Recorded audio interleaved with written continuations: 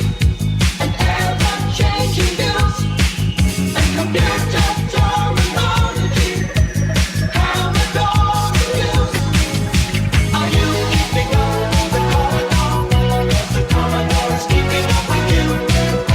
Are you keeping up with the Commodore? 'Cause the Commodore is keeping up with you. Are you keeping up?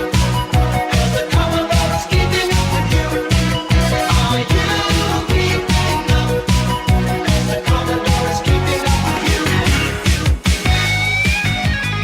Hello, and welcome to episode 93 of Zapped to the Past. I am Adrian Mills, and I'm joined, as always, by Graham Raddings. If you haven't listened before, this is a podcast where we discuss games that were released for the Commodore 64. Last time, we looked at our second batch of games from issue 38 of Zap 64, which we are in no way affiliated with, and were buggered by Bob Winner, weirded out by wheelies, and animatedly hunted xenomorphs in Alien Syndrome. This week, we conclude our look at the games in June 1988, along with what was lighting up our TV and cinema screens that month. So, Graham, fill us in on the glorious delights to come. In this massive Tupperware tub turned post-Christmas biscuit container of an episode, we grab our best Hawaiian shirts, wink suggestively at the camera, and investigate crime in the half-frog, half-man world of Frognum PI. Not really, we actually stalk corridors and platforms looking for a tyrant beast in the impressive Draconus. We get fully pumped, screaming coherently about lawnmowers, and then body slam our brains as we explore the turn-based, badly digitised world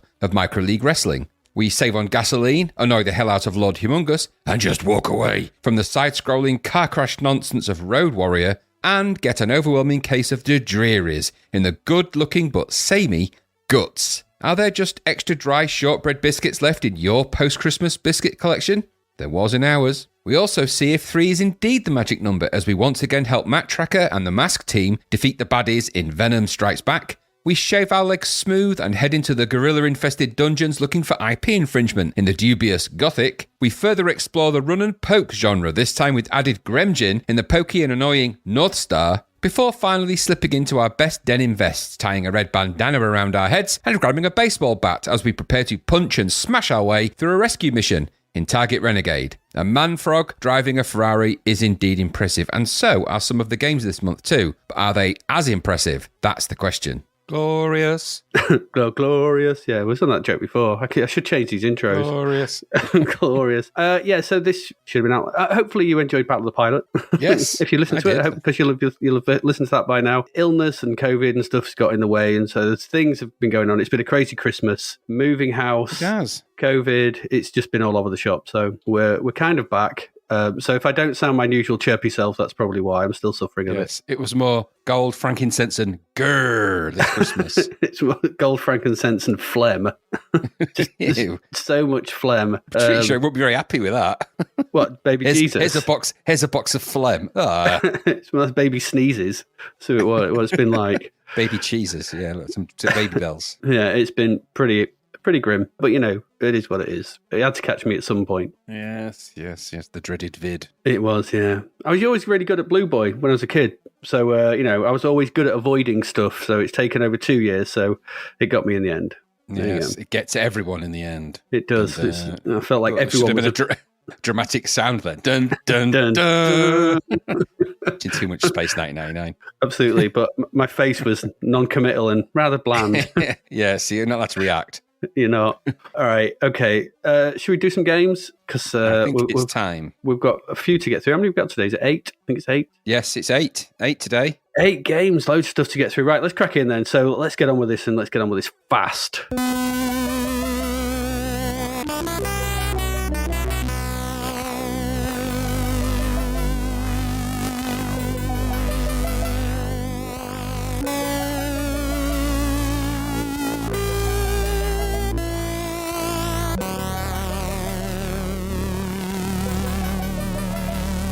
Graham, you got the first one, the budget one, the silver medal. It's Draconus. Draconus. I always liked Draconus.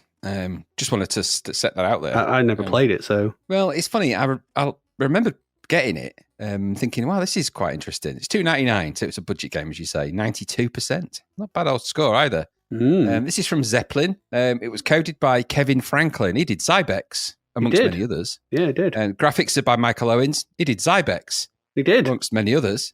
And the musician was Adam Gilmore. He did Zybex, Amongst many others. amongst many others. Yeah. Hey. Title screen was Michael Owens. He also did Zybex. Zybex. And the design here was also Michael Owens. Responsible He did. What for, did he as do? I said, What did he do? Zybex, as well as many Zybex. others. As well as many others. So to quote the blurb, Draconus is set on an alien planet ruled by the tyrant beast who must be obliterated in the final screen of the game. To get to that stage, the mysteries and magical forces which unfold before you must be understood and harnessed to progress through this multi-screen epic. On your journey through the labyrinth complex, you'll meet various nasties such as giant rats, bats, and sea serpents. I don't know if they're all giant. Together with a sprinkling of terratoads and ferocious caterpillones. I'm guessing it's caterpillars. There's a lot of words put together in this game. I feel harder to describe are the bonce blobs. See, balls of gooey matter which drip from the cave ceiling only to bounce around in midair, causing you even more problems. I'm sensing it's a bit like silly pate. Boing. I've never seen an appetizer do that before. Never have I. Well, you've never seen bonce blobs. To help you, are many useful artifacts like the Demon Shield, Necromancer's Staff, Dragon's Eye, Morph Helix, Ooh, flasks Dragon's of Eye flame sounds fluid. painful. Flasks of flame fluid is not something you want to say when you've got a bit of a spitty cough. Energy crystals and many spells help you on your way. There are two main characters between you which you can switch through during the game, namely a tall Frognum and the aquatic Draconute. Frognum sounds like a really crap version of Magnum. Ah.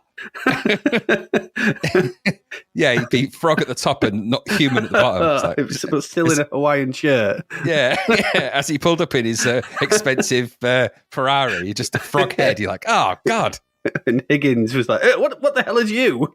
There's been some terrible crime committed, but I don't want him to help. I don't too want his help. slimy. He's too slimy. He just caught a fly when we were talking to him. It was gross. Anyway, Frognum can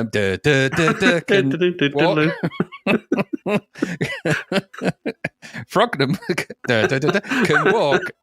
He can walk, jump, punch, duck, and breathe fire. Exactly as Magnum could. He could, yeah, in that really weird episode. One episode where he went full blown froggy. Yeah, he went froggy for a time. Draconute can blow water jets. Doesn't say where from. It just doesn't say where from. Lucky water jets. But can never leave the water as Draconute. All right, I never just go with that. When on a morph slab, pulling down will transform you into Draconute if you have the morph helix. So you got to collect that in order to be able to change characters and explore more of the thing. All right. Pushing up when underneath a morph slab will turn you back into Frognum. Sake. On losing one of your 3 lives, the game takes you back to the last record slab on which Frognum has stood.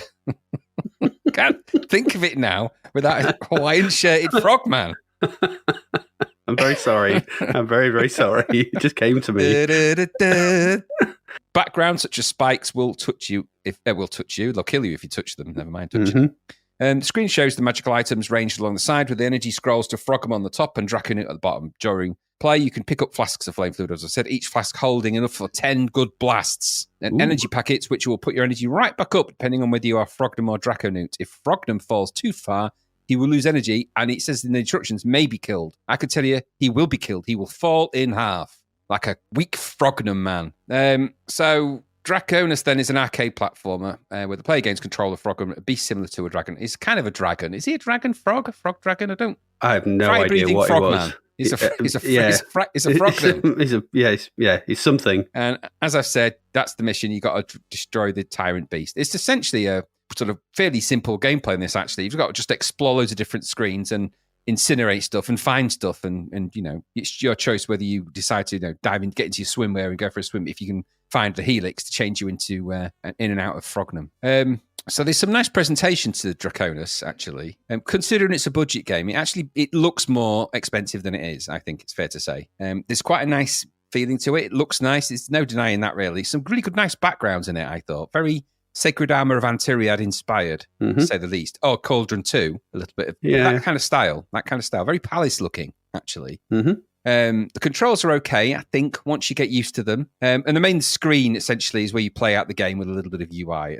But it actually, there's quite a lot of game area to go. And the actual game runs and controls, like I say, okay, and it scrolls fine. And I found the controls a little bit annoying. I don't know why. Just a little bit like if you pulled down to crouch, if you did it too much, you kind of went, hey, and you kind of hopped up and down a bit, and just silly stuff like that. I'll come to the sort of jumping thing, but the controls, like I said, it just took a bit of getting used to. The crouching click is, I think it's a bit annoying because he sort of bobs up and down. Jumping is very dramatic, but I suppose he is a frogman, so it sort of more leaps than jumps. Really, kind of sort of goes dive, hey, frogman, dive.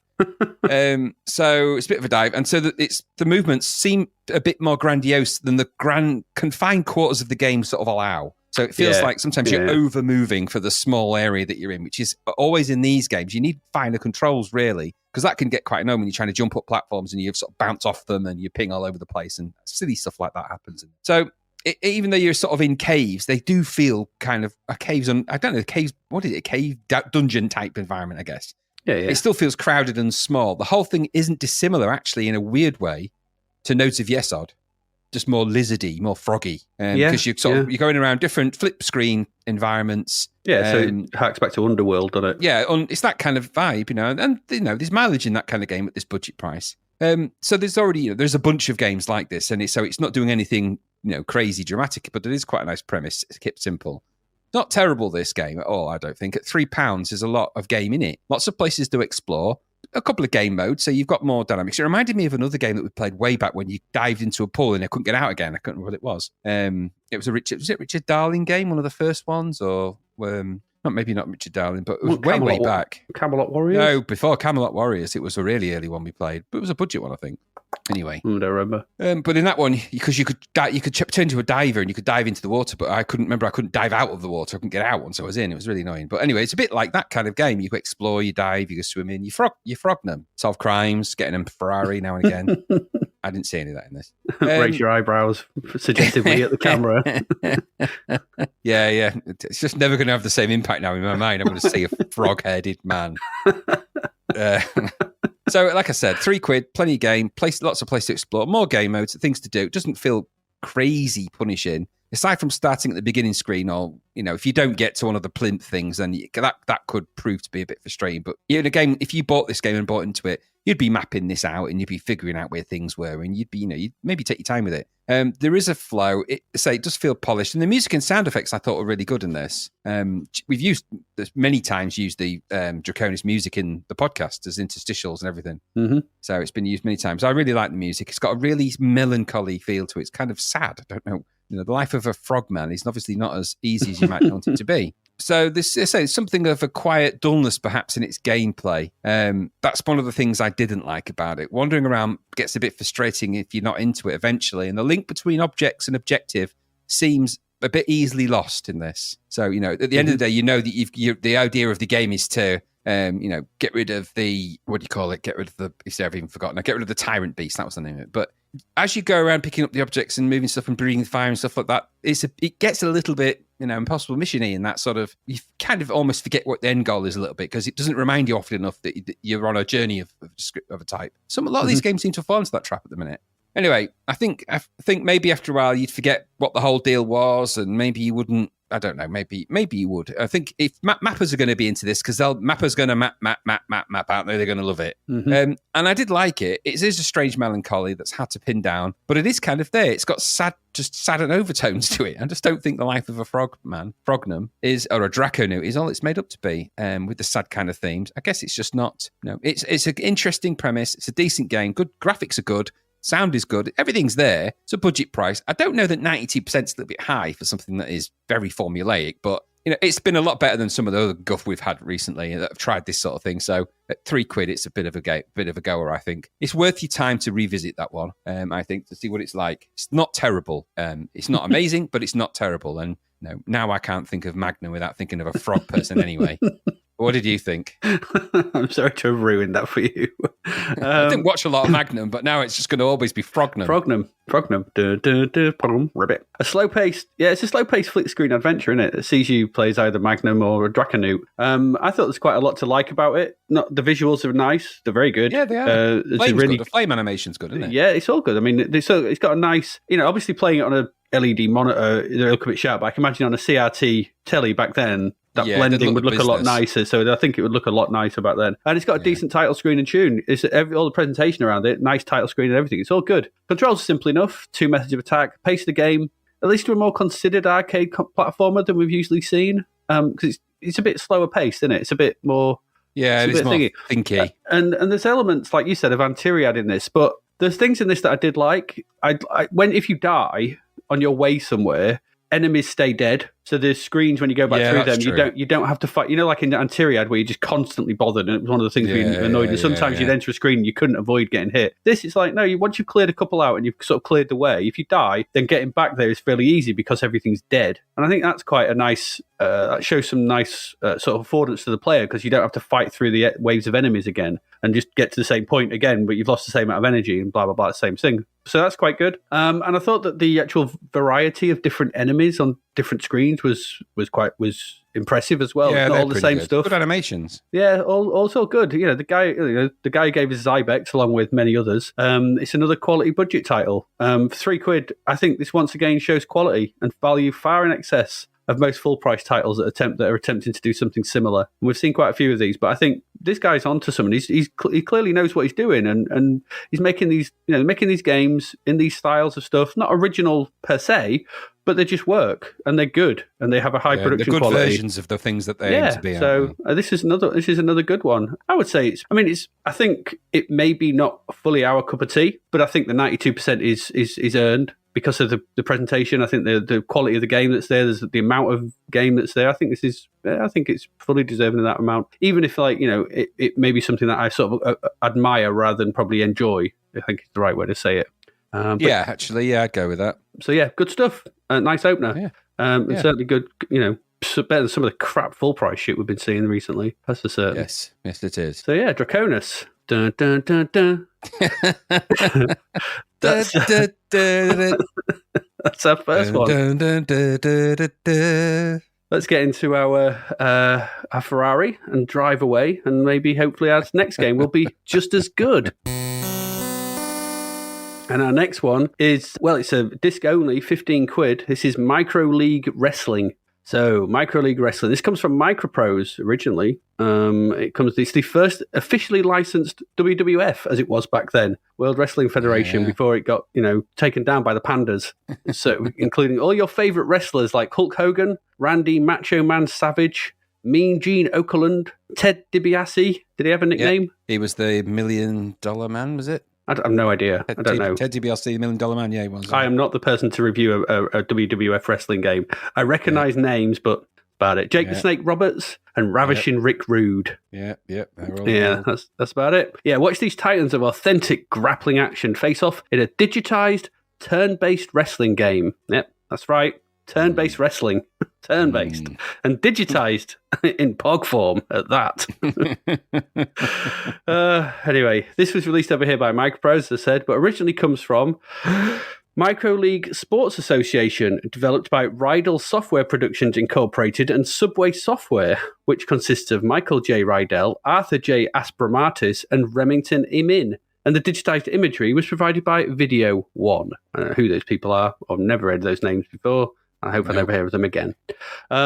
This was disc only. Came on a whopping 4 discs. Four discs. 4 discs. 4 DNAs in the Scotch Gallery.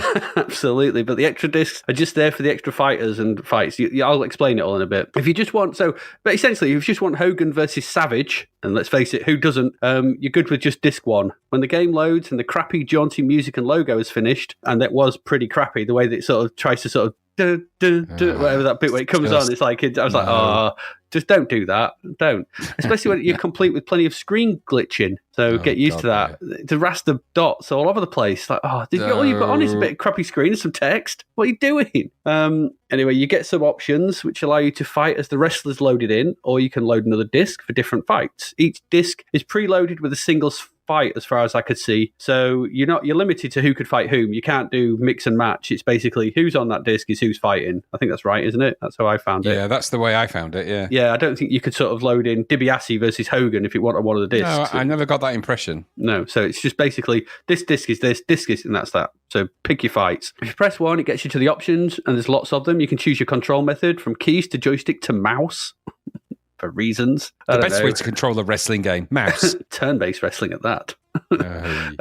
Or to the you can just let the computer, and you can have a computer for both players 1 and 2, which is the most boring, pointless thing you could ever do with your life. Don't ever do that. I did it and regretted it immediately. And especially if you want a 10, 20 or 60-minute fight. You could just sit there for 60 minutes watching the computer fight itself.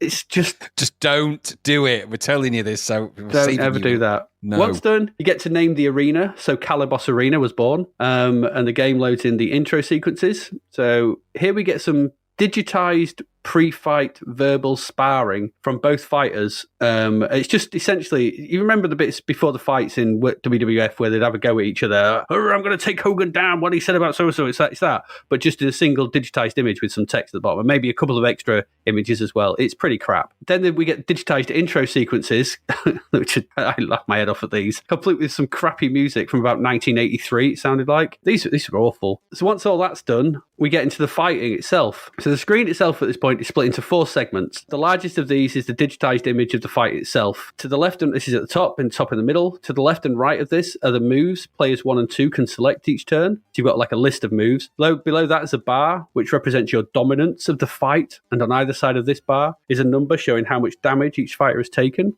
At the very bottom, there's 2 digitized commentators who say repetitive things as each move is taken. I take it these are well-recognized commentators, but the only ones I knew were Vince McMahon and Jesse Ventura. I think it was him. Was it? Yeah, he was a wrestler. There's normally, I can't remember the name.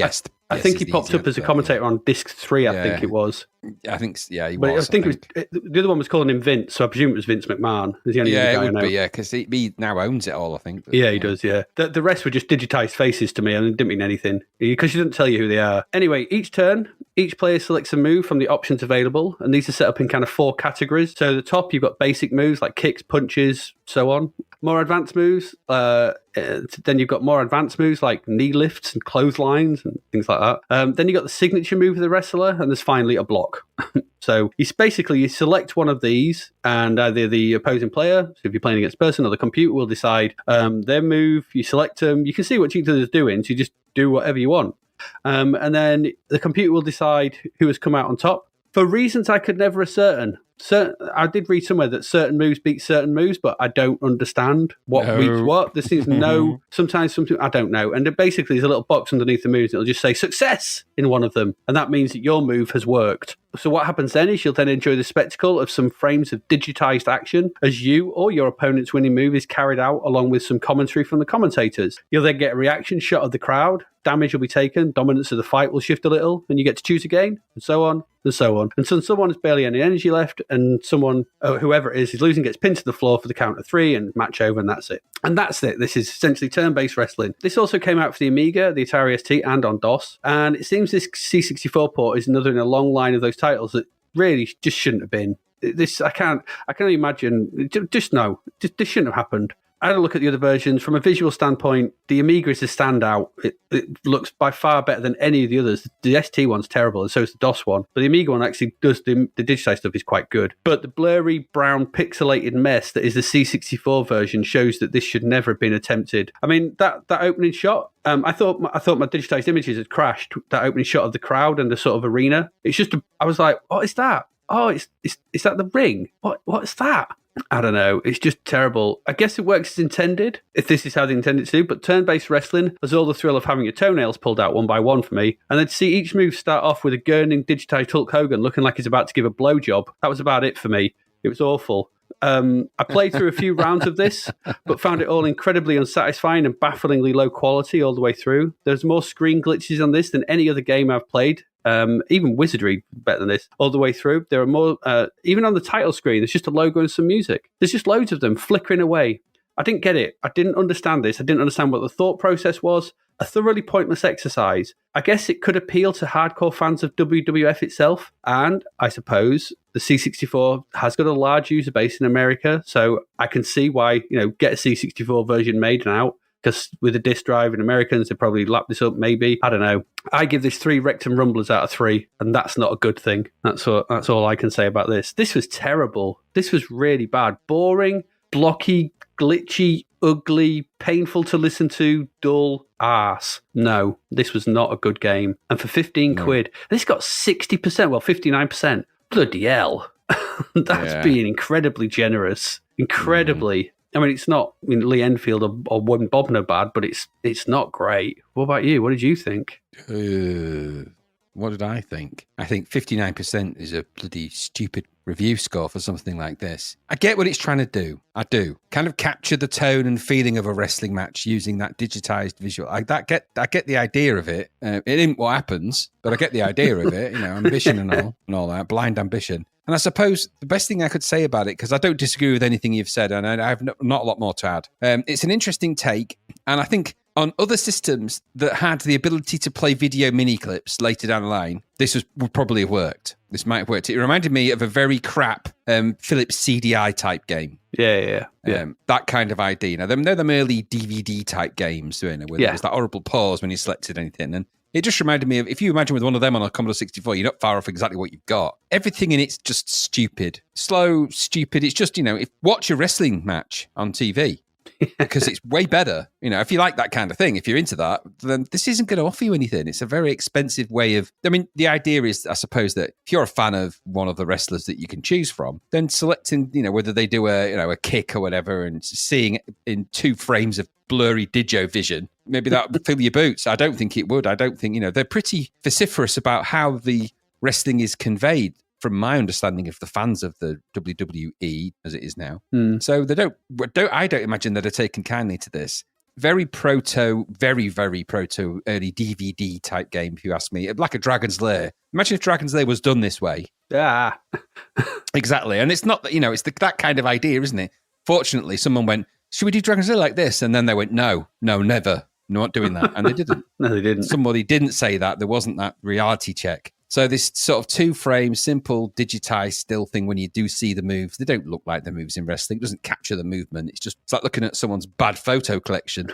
This is the shit collection of Polaroids at best, bad blurry Polaroids that make you angry. Yep. And you need to know about the moves. You need to know what they do and what the counters are. And you have to be really, really patient understanding when it comes to visualizing those, because they don't look anything like the things that they do when you actually see them. So, if Jake the Snake Roberts is going to do a DDT and you select DDT, you're going to want to see a DDT, whatever the hell that even means.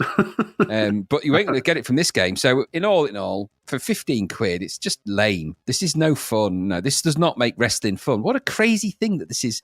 Because that's now such a multi-billion-pound franchise, and it was no small fry back then. I mean, some of these WrestleManias, they're getting hundreds of thousands of people attending them, and online millions. So to think that this is where that the game versions began. I mean, nowadays they actually look like wrestling matches, don't they? But not here, not in this one though. So no, naff. And the fact that it's called Microleague Wrestling, which is weird, instead of calling it WWF. WWF tells me everything you need to know, that they looked at this and went, you are not putting our name on that on the box. The less people that see Hulk Hogan looking like that, the better.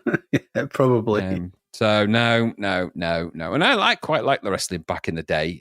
This era was my era when I watched some of it. I quite liked it, but just for the fun of it all.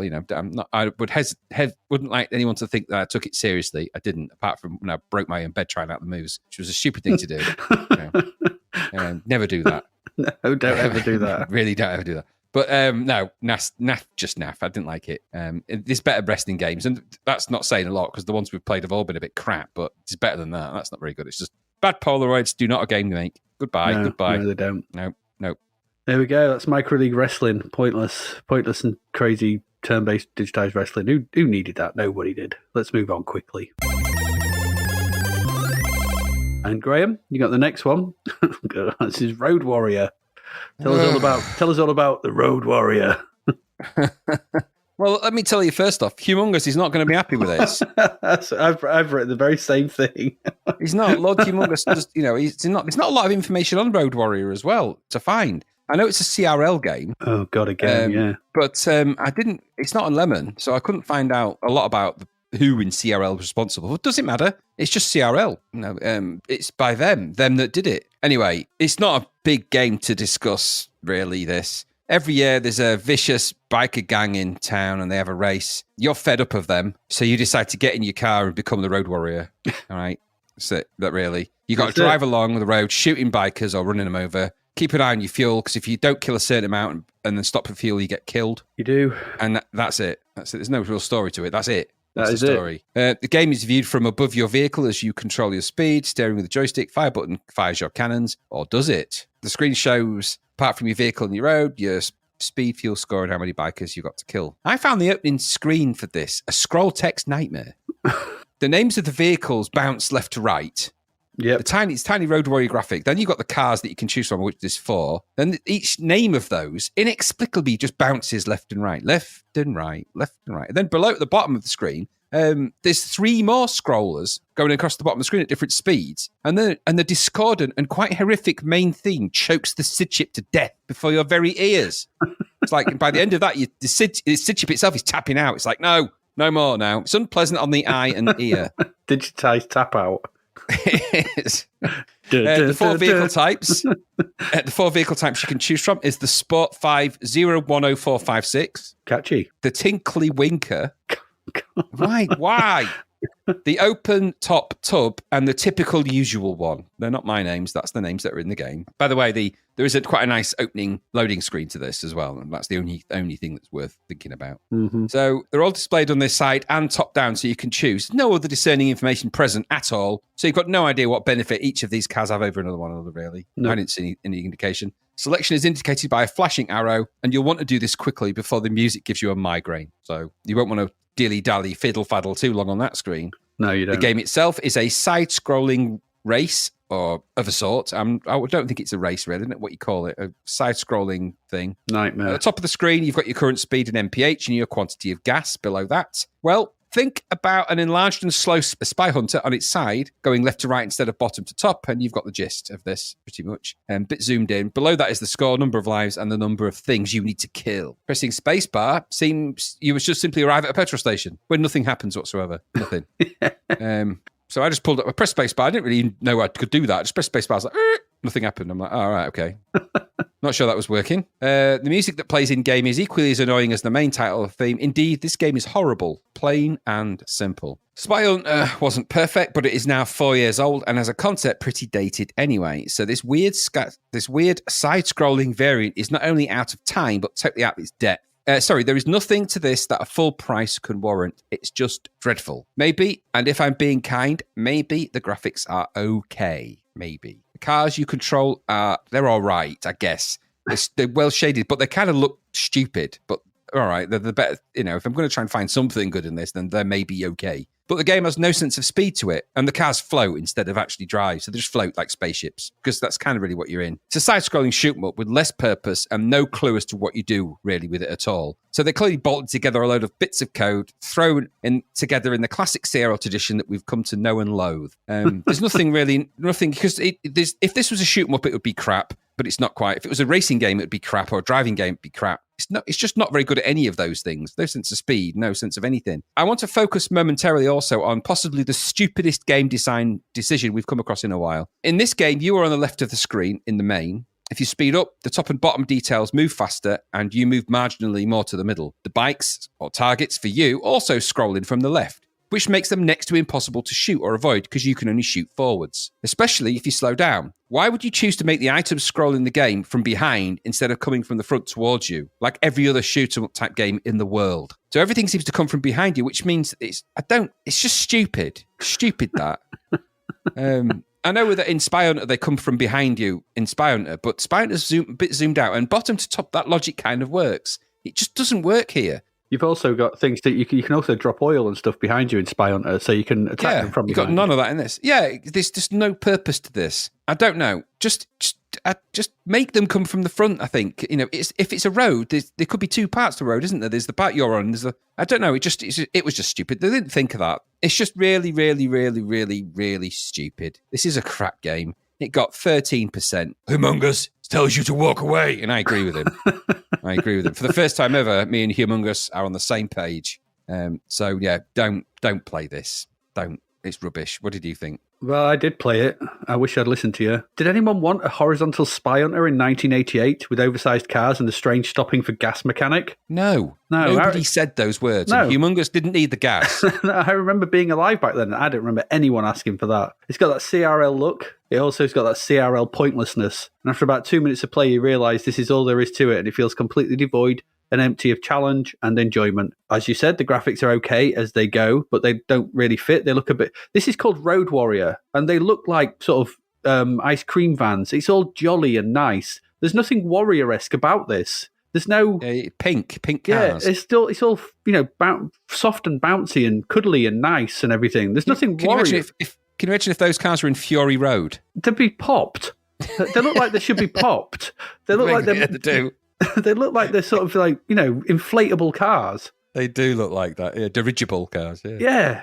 So, but like I said, once again, someone at CRL has forgot to put the game in. Where is it? I looked for it. I just found that someone had stolen the engine and left a dog egg in its place. That's the only thing I can think. Just, you start the car and it's like, it won't start. What's in the car? Oh, what's that? Yeah, Lord Humongous would not be pleased with this. He really wouldn't. No, he wouldn't want the gasoline. He wouldn't want anything from this. No. £10 for this game. Are you having a laugh? I agree with you, Humongous. I agree with you. Lord Humongous, all right. Jesus, chill out. God. Take your game. Don't leave it. Please don't leave it. Take your game and walk have away. Your gasoline. But the game that you've made about says walk away with it. Walk away with it and never show it again. You can have that. We don't want it, even in this hellscape. It's bad. It's a bad thing. CRL. I'll be coming for you. CRL. Do you know how hard it is to find working Commodore 64s in the desert? It's very hard. And I wasted it on this game. Now walk away.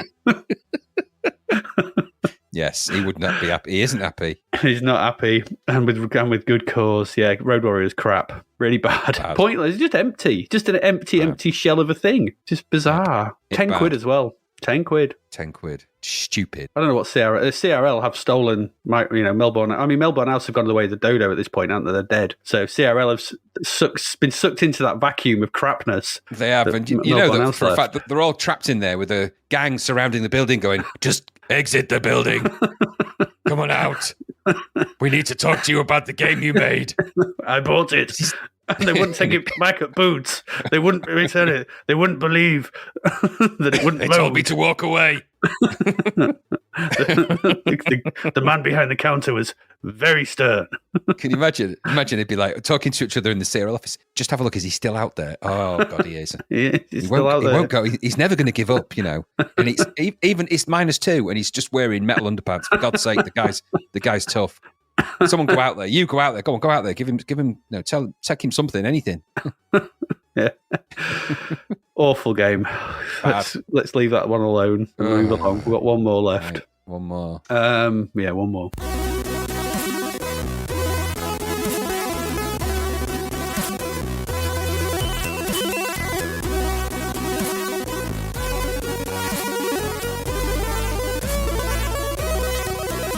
And this is Gutz, Gutz. So you know it's rad. Gutz. This is £9, $8.95. It's got 51%. I was going to write the blurb out, but I thought I'll just actually read it from the back of the box. It says, Gutz, nightmare, a dream come true. None of that makes any sense. You have been swallowed. Eaten alive by an extremely hungry 10 million ton mega being the size of the moon on a journey to Earth for its main course. Now trapped within this ravenous monster, fight its antibodies to gain access to the main functions in order to shut them down. And that is not easy. Then build a special weapon, breach the defensive doors, just for starters. That's it. That's the story. I don't know what any of that means. Why would a 10 million ton mega being have internal doors? And it means to destroy it within itself. What is this? It's a biological anomaly. It was built, with doors. Valves would have worked better, but okay. Anything, yeah. Anyway, Gutz, Gutz, is the second game from Special Effects after Firefly and was coded by Robert Tinman, graphics by The Cowardly Lion, and music by The Scarecrow. I don't know if I made that joke last time, but I'm making it now. Probably.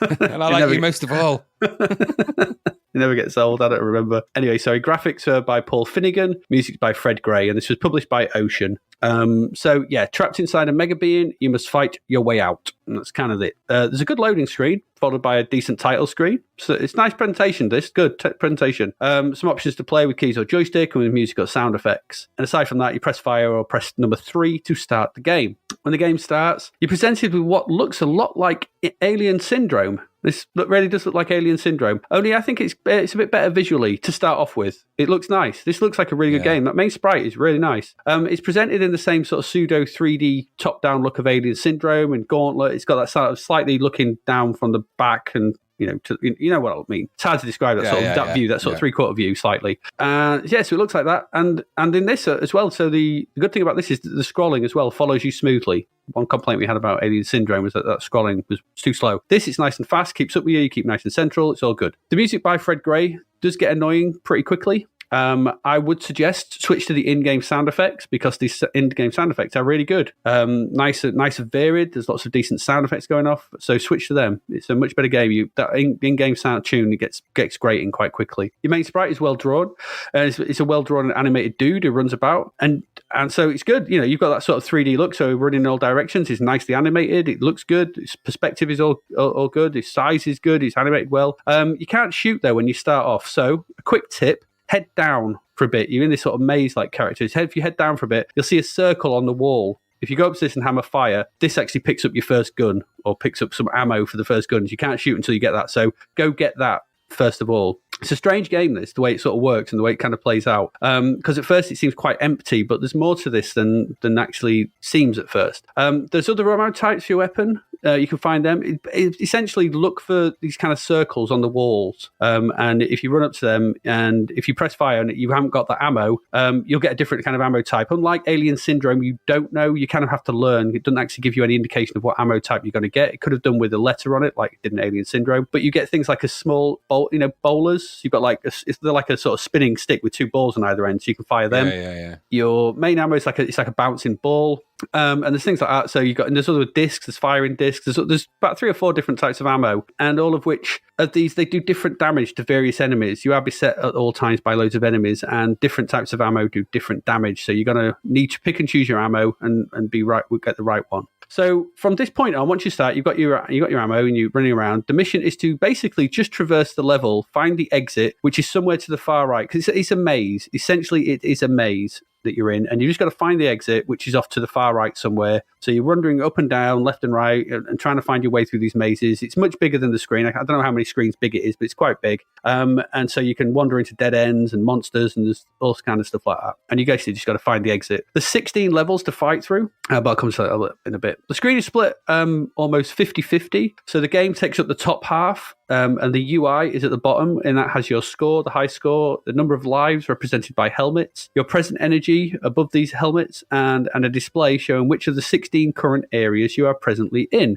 If you make it to the exit, you get a short connecting 2D corridor to run along, reminding me strongly of 2D corridors in Metroid, very strongly. And then out the other end to more of the same background and the same exact gameplay. Now, this is kind of where it sort of falls down a bit. Should you make it through the 4 levels, you get to fight the end of level bosses, and these are various organs of the creature you are in. So the first one you fight is the kidneys, then the lungs, then the heart, and then the brain. And so take all these out, and that's how you essentially you take down this mega beast and win the game. Scattered throughout the maze are various items to collect. There's a key. And this gives you access when you're fighting the boss. There's a special weapon, but you need to find the key to access that weaponry. And it's really sort of paramount importance that you do find that, because that weaponry is kind of really needed to do damage to the boss. So you need to find that key, then you can get the weaponry, and then you can take on the boss, which is quite good. Boxes open up. There's boxes you can find, and they open up parts of a super gun. If it's in the bottom left of your UI, there's these 3 parts, like 3 hidden sections. Each box you find open up to one part of it, and it's like this big super gun.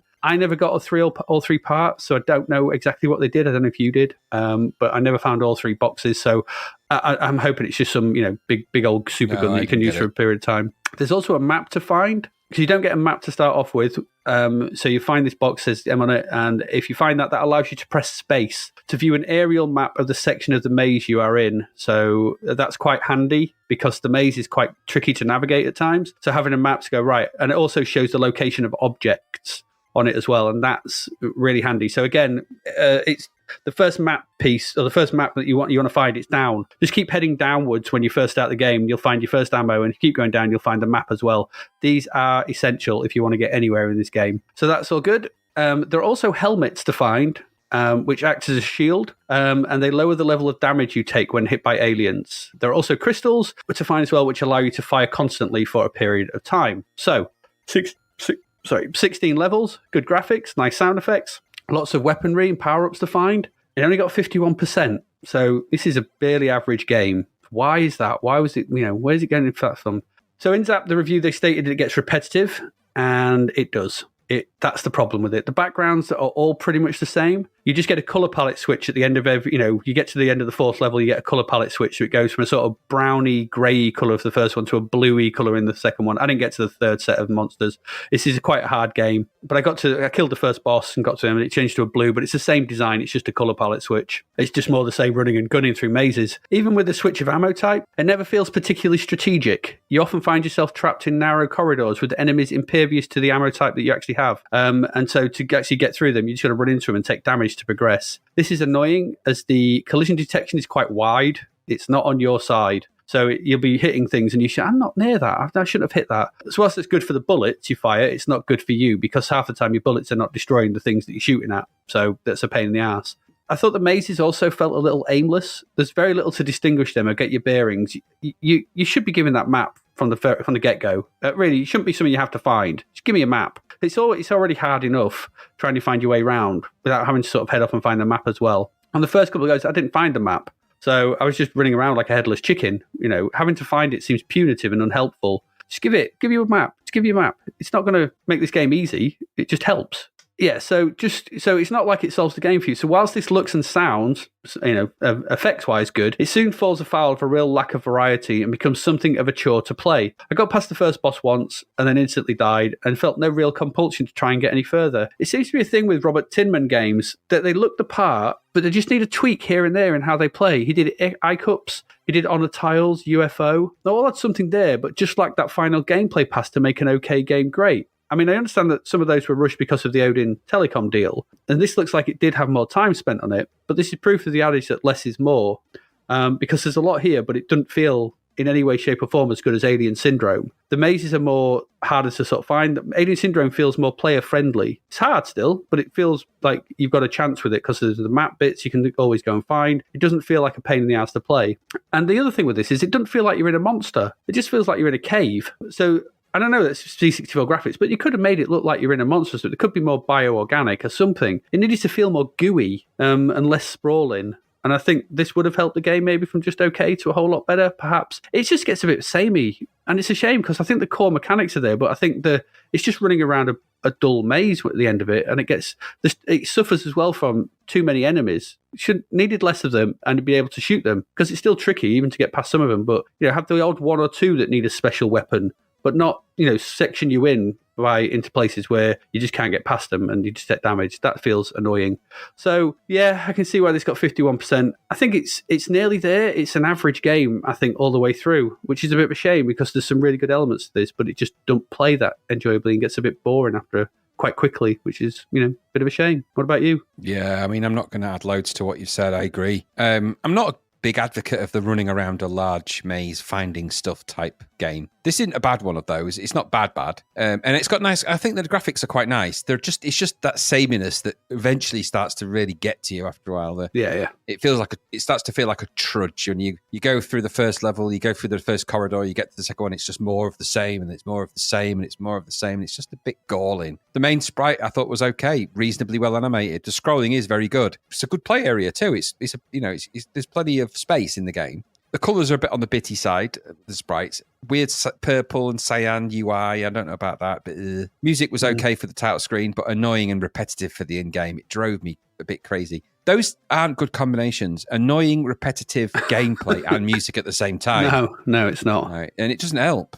There's a reasonable array of enemies that will gradually piss you off in this game. Balls, blobs, springs, and anyway, the grey sort of block straight paths quickly become repetitive, like I say. And the in-between sections seem a little bit pointless too. It feels like a lot of money for not much to do overall, but it's not terrible. There's enough to make it okay, and then the gameplay and design just spreads out the average, so it's just very average, which is a shame. A little bit more tautness and tightness in design, a little bit more punchy, make smaller levels, maybe more of them, make more of the in-between sections, make more happen. And yeah, because that in-between section was pointless, wasn't it? It was utterly no point to it. It is pointless, and I think, again, they've lost sight of the fact that your players need some kind of progress indication.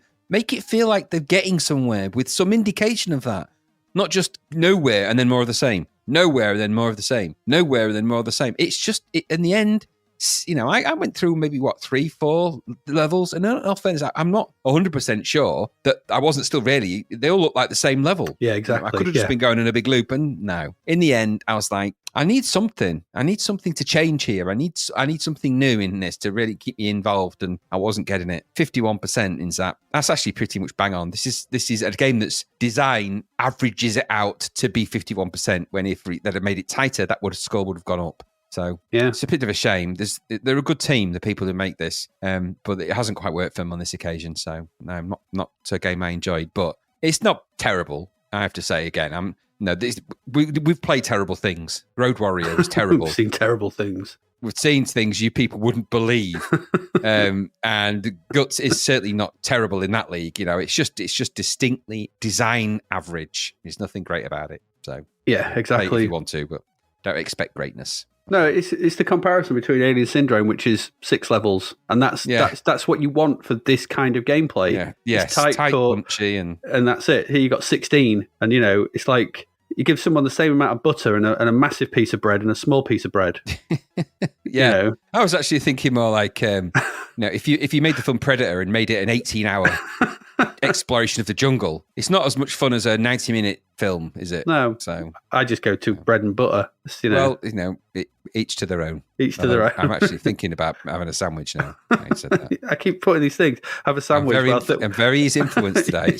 You're very. Wouldn't take much. And just think about like Frognum. There we go. That's Gutz. It could have been it just needed to be tighter. There's a lot, there's a lot to like. But a final note, actually, thinking about it, just suddenly, what was the name of that student game that we had that was set inside the human body where you were being fighting off germs and? Oh, Between Heartbeats. Yeah, Between Heartbeats is a better version of Gutz, actually. Yes, in a weird way. Yeah. That's not. I don't think it's even ever got released, but that was a game that actually had you being attacked by antibodies and things that made sense, and you weren't opening doors inside a giant space creature on its way. This seemed like a plot that really didn't need it. I get it with the giant, lungs and stuff that you were fighting, but you could have. I'm sensing it was a game without a plot, not a plot without a game. So. Yeah, true. I think you're probably right. There you go. That's Gutz. That's our first 4 games for this week. We've got 4 more to come later on, but right now we're going to take a break. When we come back, we will be doing film and TV from June 1988. So stick around like a half Hawaiian frogman. We'll see you in a bit.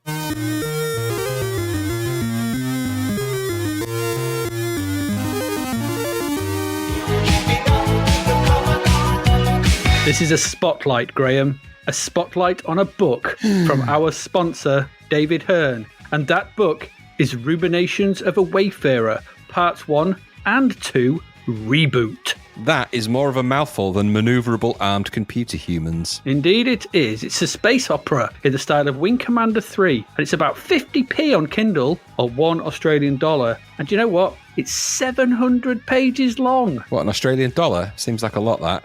That's longer Yeah. than the operation manual for Project Stealthfighter. Well, thankfully the story moves along a bit quicker than those vectors, with Jar fighting the evil Tharnians to save the galaxy. I'm hoping he's doing that with his magic harp. His light laser harp. His Yeah, laser but it harp. is. That sounds more interesting than reading about a wing weenie or MiG-27 flogger. What's a wing weenie? I don't know. It's easy for you to say. Anyway. It's not.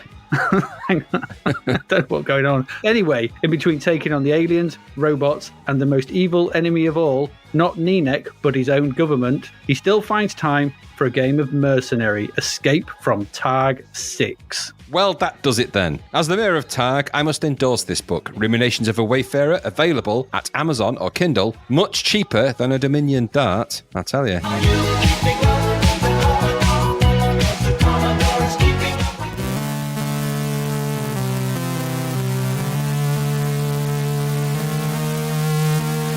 And we are back. Let's see what was going on our screens, both at home and in the cinema in June 1988. First of all, 1st of June, Graham, live horse racing is shown for the final time on ITV when it simulcasts Channel 4's coverage of the 1988 Epsom Derby. The sport would return to ITV the sport would return to ITV in 2017, so it wasn't the final time. Well, it was at the time. Well, at the time, yeah, but not now. No, weird, isn't it? Do you know, Simulcast. I suspect there was probably people crying about that. I wasn't one of them. I don't like horses. I don't think they're very good. Crafty at both ends, or something you say, isn't it? They're dangerous at both ends and crafty in the middle, as famous Sherlock Holmes. But not just that. They're not nice. They're not nice at all. Sorry, if you're a horse person, great for you. But they're not. They're not nice. They're horrible. Horrible. What's wrong with things. them? Crafty in the middle. You don't okay, want. You don't want me to. I could bore you for hours with how the tales of woe. But again. I'm not going to. I don't like horses. So All right. horse racing, whether it's on ITV, I've never watched it. I've never been into it. I'm not a gambler anyway because I'm jinxed. But I would never watch that. No, the Derby, it was one of the two races, wasn't it? You had the Derby and the Grand National. The Derby. Yeah. Derby. And the Grand National, which were the two races where sort of the people who didn't bet had a bet, had a flutter, went down the bookies and put some 10p each, put a pound each way on. Pound on the nose and then pound each way. I don't even know what I'm talking about, and I certainly wouldn't go betting on horses. I don't do it. Well, like I said, I never did, but I think my mum would always have a bet on the Grand National or the Derby, and the Derby was one of those things. Is it the Derby that has is it Aintree or is that Grand National? You're just saying words. And they have Ladies' Day and stuff like that, which No, I tell you what, is an interesting little side fact for you. This is a true fact as well. Go on. I've never gambled on horses or anything like that. I don't, because obviously I have a dark history with gambling. I'm not a gambling racing. addict or anything. Yeah, not just that came way later.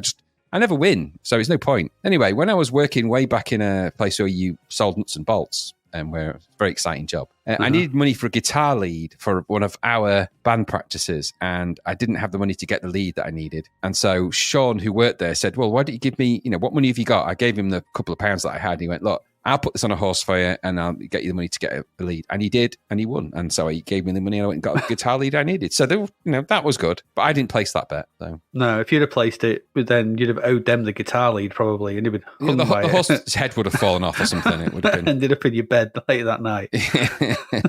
Yes, it would not have been pleasant for anyone. Yeah, no, I've never been a massive viewer of the horse racing. I always found it like they're going tough to firm. Actually, here's a question for you. Which would you be more terrified by? One chicken the size of a horse or 100 horses the size of chickens? You don't have to answer right now. Okay, Yeah, I think 100 horses the size of chickens. Yeah, it would be quite terrifying, wouldn't it? I think a big chicken would be quite terrifying, but 100 horses... I mean, they've got those little Shetland ponies, aren't they? They're quite small. If 100 of them running at you, they're really shy. Yeah. They're really small ones, those miniature ones. Because they're quite heavy. Tell you what, they apparently a chicken is related to the Tyrannosaurus as well. At some level. Yeah. At some point there was a giant Tyrannosaurus-sized chicken that went around, I imagine, pecking things. Well, yeah, okay. That'd be a nice Sunday roast. Would you imagine the rooster? It'd be the loudest cock-a-doodle-doo. It'd shatter windows for miles. No wonder they became extinct. The proper Tyrannosaurus Rex hunting them down. Kill it! For God's sake! Where's that bloody meteor when you need it? We can have chicken for dinner. Oh, I've found my arms weren't so short I could chop the chicken up with a knife. Can't do it. I feel like chicken tonight. Anyway, that's unlikely to have happened, but and it is somehow related to horses. Anyway, never mind. 5th of June, Channel 4 airs the Thames documentary Waldheim, A Commission of Inquiry, a programme investigating the history of the alleged Nazi conspirator Kurt Waldheim. Chirpy, that. I'd tend to, at this point in my life, I was staying away from those sort of shows on TV. Yeah, I didn't watch it. Quite distressing. I had a bit of a read about Kurt Waldheim. He seems to have a bit of a dubious individual. He was president of Austria or whatever. He was the only person. It's the only, from a quick read, he was one of the only people, or the only head of state that the US went, yeah, you're not coming in here because you're a war criminal. You're a bad one. He was also head of the UN at one point as well. Very strange. Goodness, that's what I mean. And I'll tell you what, I've been revisiting that podcast that you recommended, actually, the Histories one. Oh, Hardcore History. Hardcore History. So I've been listening to the Supernova from the East. It's good, isn't it? It's good, but I'm so horrified by what I'm hearing. I have to take it in short, controlled bursts. It's absolutely horrific. Yep. So and I remembered why I don't genuinely like that. That entire anything to do with any of that, whether it's Nazis or whatever, because of the horrific atrocities you hear about, and I find them quite upsetting. Yeah. So, but I had also got an early I tended to stay away from stuff like that. I noticed actually, as we've been going through this, I seem to be watching a lot less TV around this time. I just noticed that over the past few TV things. A few films, but mostly a lot of the TV is just completely bypassing me. So I don't remember seeing that, but I imagine it's probably not. I think it's just a part. I think that's just a. I mean, by what we at June 1988, you're 15, I'm 16. So it's a growing point of going out more, doing other stuff, programming the company. We're just not. Yeah, we've tuned away from the normal TV stuff. No, it wasn't like you just stay up with your mum and dad anymore. You were like, I'm not doing that. I'm going upstairs and do my own thing. Yeah, I wasn't going to sit and watch Waldheim with my mum and dad. They probably did watch it though. They were quite into that sort of stuff. Yeah, not in a bad way. They were into it sounds awful. They were into Nazis. They were into watching TV programs about things like that. Yeah, no, it's fair enough. I want to be clear on that. Yeah.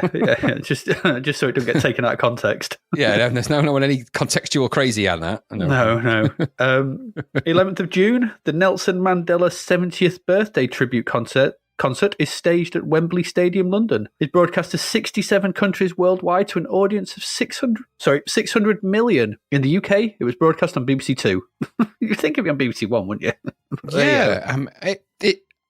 You know what? I looked at the links that you'd posted for this. I have absolutely no recollection of it. No, none. Neither do I. When did this happen? There's some huge names at that concert, and I'm like, how did I? I mean, I've watched all the others. How did I miss that? Yeah. Did you read the story about Stevie Wonder turning up and lost his backing music? So Tracy Chapman went on a second time, and he came on in the end. Yeah, good for Tracy Chapman though, because he sold 2 million albums on the back of these. Apparently, he was in tears. I mean, Stevie Wonder's an amazing singer and musician, so. But and I can imagine that that loss is a bit crazy. That with the pressure that's on you for something as important as that. Yeah. But I mean, I knew nothing of it, which is crazy because there's loads of stuff in there that's quite good, and there's loads of footage of it on YouTube and stuff. So yeah, I imagine there is, but no, rang no bells. I was like, was there? Okay. I mean, maybe we just live aided out at this point. Well, it is, but it's also on a marginalised channel. BBC Two isn't the go-to channel for, like you said, you'd have thought that would have been a big BBC One thing, but no, it wasn't. It was on, and now on BBC Two. It was on that. Yeah, it was. 20th of June, TVS and Channel Television commenced 24-hour broadcasting. They call it that. The TV, they were outputting something. Yeah, Job Finder. Exactly, they were outputting stuff. We'll give them that for 24 hours. Broadcasting is a very loose term for what they put out. Yeah, the equivalent of the Belmont Tower was putting something out, but whatever it was, we have no idea. I know, and if you think it's things like Job Finder, I mean, that's just they may as well have just pointed a camera at the sort of the lost and found board in the local supermarket at Tate's, because that had a few jobs in that people wanted. How long was it until, or did they ever start? Because obviously there was Job Finder, so there was pages from CFAX and Oracle and Teletext and all that sort of thing. Did they ever start doing I'm sure they did, like Lonely Heart stuff? Yes, they I'm did. sure they did that of an They evening. did, yeah. You know, you could have your own Lonely Hearts thing come up and Yeah, there was. In fact, there was. Eventually, that became like a late night TV thing, didn't it? It was. yeah. But I'm just wondering on Late-night things dating like and that. Oracle or Teletext or CFAX, Yeah, was they there did. a like early version of Tinder? Yeah, there'd been them crazy old descriptions that they used to have. You know, instead of it just being a picture of someone's face and Yeah, doctored through GSH. filters. Yeah, now it'd be exactly a good sense of humour. Yeah, 41-year-old probably a crap that oral joke when it toilet trained. All that kind Cuddly. of thing. One careful owner. Yeah. Yep. Yeah, they did. Really do that, good at didn't they? laying patios. God, that went dark. Why? He could just be good at patios. Doesn't have to be a bloody murderer. It's a Fred West reference if ever I've heard one. You associate patios with Fred West. That's I a do. terrible thing. I do. He's ruined them for me. But to be fair, you did hire the Fred West patio company to put your patio in. I did. Yeah. Yeah. Yeah. Never lift a third patio slab, whatever you do, for God's sake. No. It's wobbly for a reason. Yeah. Very wobbly. 20th. No, I've done that one. 21st of June. BBC One airs Crystal Clear, a film based on the award-winning play of the same name that deals with the subject of sight loss. Chirpy. Chirpy. I think we're having a real more chirpy happy vision. June, wasn't it? Bloody hell, happy Yeah. June. It's flipped from BBC One, you know, and the guy's going, well, I can't say a thing really. It's very difficult. Obviously, there'd be probably more to it than that. It's flipped the to worst BBC thing Two, ever. and you've got Stevie Wonder, a blind person crying, and then Yep. flip to any of the other channels. ITV, you've got the simulcast, and then it's just not very good, is it? No, it really isn't. I didn't see any of that. No. New shows for the month. 4th of June, there was The One Game. The One Game? This was a 4-part 1988 British television drama serial. This sounds really weird. Produced by Central. It was set and filmed in Birmingham. Starred Patrick Malahide, Stephen Delane. So Nick Thorne Delane is a businessman who's achieved success by marketing games. My senses went off automatically at this because anything early TV about people in games like, this sounds dubious. He finds himself drawn into a reality game by his former business partner Magnus, whom Nick had forced out of their games company after its initial success. Called The One Game, this sees Nick take on a series of challenges which force him to explore his past, while both his professional and personal life come under threat. I've noted it sounds like a shit Krypton factor. It does, mixed with crappy bloody...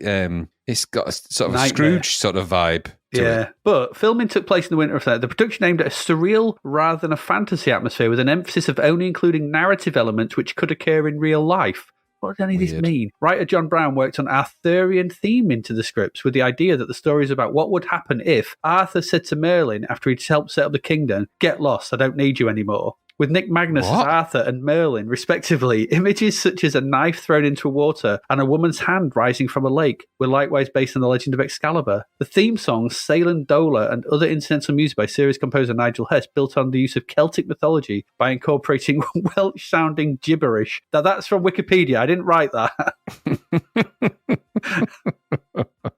So it's not actually Welsh, just Welsh-sounding gibberish. So, just that. What was this? You know exactly what it was. This guy was like, so what's this about then? 1 minute. Well, if Arthur said to Merlin that he'd help set up the kingdom, get lost, I don't need you anymore. What are you talking about? This is about some video game, innit? Or some games company. I thought you was a marketing person from a game. What's this reality game thing? Yeah, but you know... So why are you injecting me with... Oh. But they speak Welsh, although it's not Welsh, because I don't know any Welsh. Yeah, because does anyone speak Welsh? No. Well, just make it sound Welsh. What does it sound like? I don't know. Spitty. Just gibberish. Crazy gibberish. Just say Ponty a lot. And lush, and you'll probably be halfway there. And Yeah. and Al Nathrak and all that. You've gone all Klingon. You've gone too far out the other side. You've gone into Yes, Klingon. exactly. You said there's the direct link. There is a direct link. Anyway, No. that sounded weird. I don't know what it was. It and I is missed weird. It. Yeah. Good. 6th of June, Mash's Adventures. No Ran idea. for It's 20 a kids' years. show. Must be. Ran for 20 years. Never heard of it. Jesus. Never heard of it. What's going Mash's on? Adventures. Never heard of it. couldn't find anything on it either. 8th of June, The Movie Game. This ran for 7 years. And again, like you, remember nothing of this. But I would have thought I'd have been all over this. Yeah. It's a United Kingdom children's game show. It ran for 7 years. It's a format is 3 teams of 2 players answering questions about films. It's right up our street. The team with the fewest points at the end of the first round are eliminated. The other 2 teams move on to a board game style end game. The winning team could, depending on the points they earned, move on to the series final, and the winner of that would win a film-related prize, such as meeting Steven Spielberg. Each show features a celebrity guest. Do you know, it's making me think that, what was that really weird game that was on BBC? Not the movie game, it predates that. With the talking plant. Oh, the puzzle game. Yeah, what's it called? The puzzle game, was it? No, it was something like that. It wasn't the puzzle game, but it was the adventure game. The adventure game, that's it. Yes. It was the adventure game. So this reminds me of a sort of a movie version of that. It's got that kind of weird. I imagine they get on that weird, crappy board game at the end, and it's like you've got to get away from the whatever that thing was called. I don't know. Philip Schofield hosted it for the first 3 seasons. I remember Screen Test, but I don't remember the movie game at all. No, it's no Screen. I used to love Screen Test. Yeah, that's the one.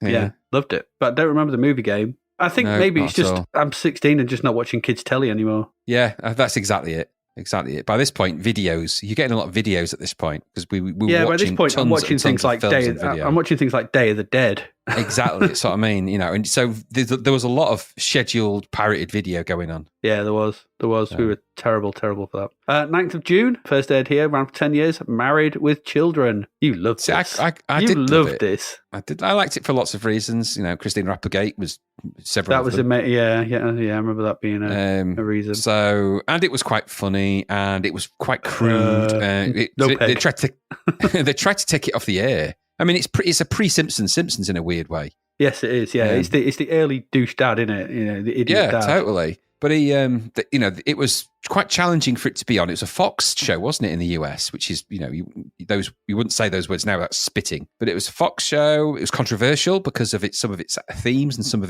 some parts of it were quite rude. And now in America, the TV was very conservative at this time, especially. So anything like that was challenging to the sort of, the family ties kind of niceness. It wasn't anything like that. It was dysfunctional family, snide, married couple that hated each other, really. Really annoying, nosy neighbours. It is quite a funny show. Yeah, it is. And obviously, what's his name? Ed O'Neill, isn't it? Ed O'Neill. What was the... Ed O'Neill is really good in it. Yeah, what's the wife called? Peggy, yeah. It's Katie Sagal. She's the voice of Leela from Futurama. Yeah, she's in quite a lot of stuff, actually. She's appeared all over the shop and stuff. She even appears in a recent show called Dead to Me with Christina Applegate. So she's in the later. She's good in that as well. So she's just a good all rounder. She's really got one of those great voices, and of course she's the lovely Leela. So, which one? But no, I do. It doesn't really resonate now. It's a bit like an uncomfortable show to watch now because of some of the themes are really sexist and yes, very much so. Yeah, it's like trying to.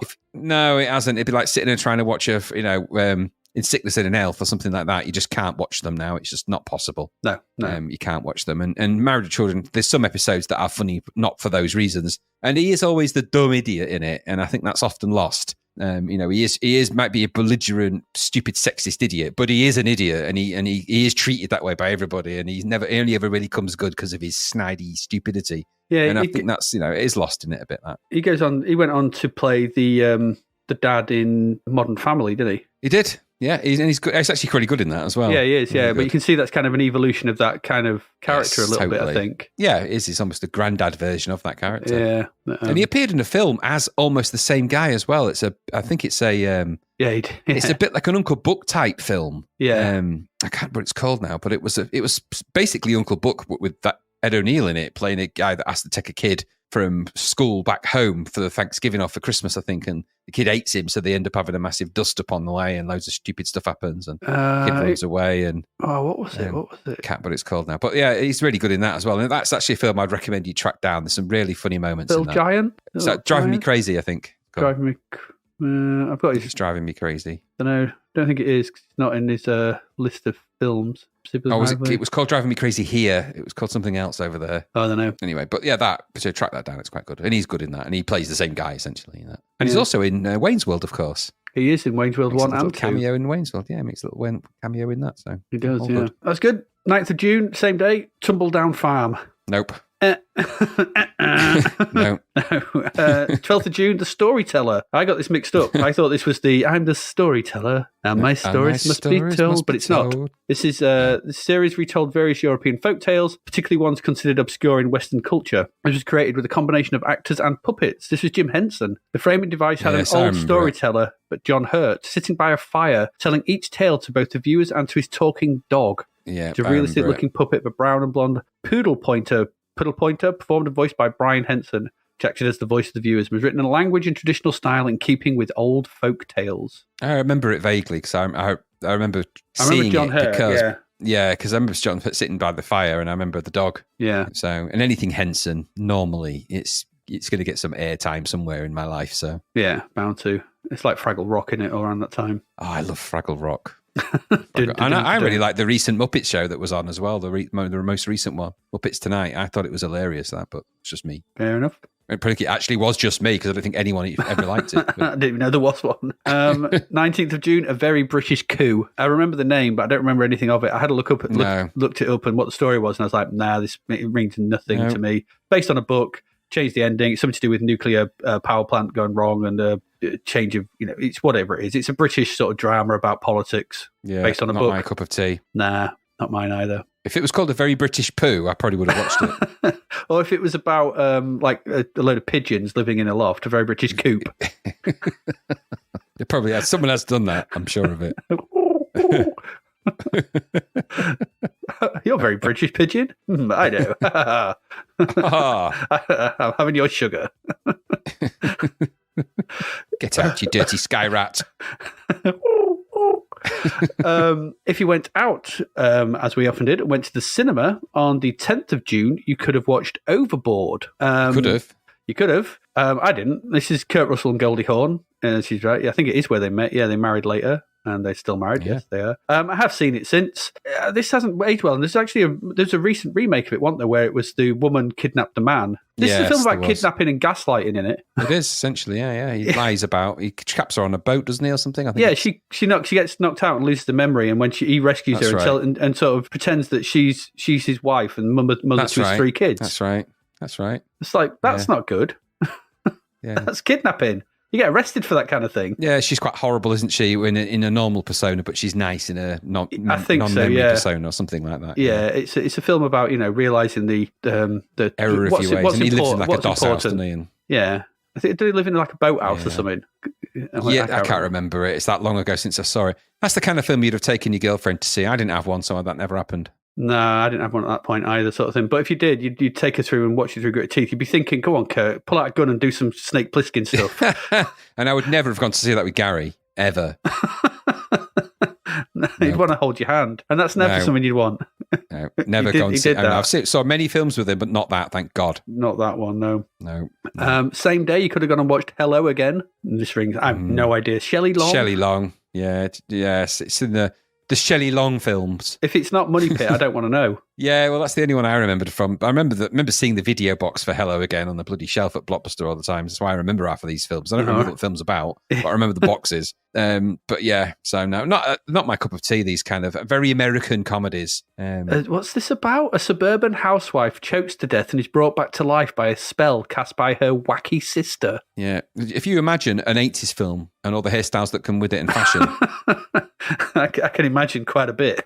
Yeah, that's it. Shoulder pads galore in that. I imagine. That sounds very similar to what was the Richard, what's his face, did Back to the Future and he did that one with Meryl Streep and Goldie Hawn and Bruce Willis.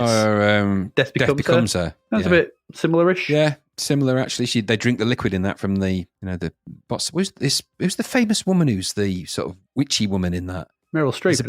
It's Isabella Rossellini, isn't it? She plays the I don't know. Drink My Potion woman. Yeah, she's famous for wearing very little in that film. Ooh. Very little.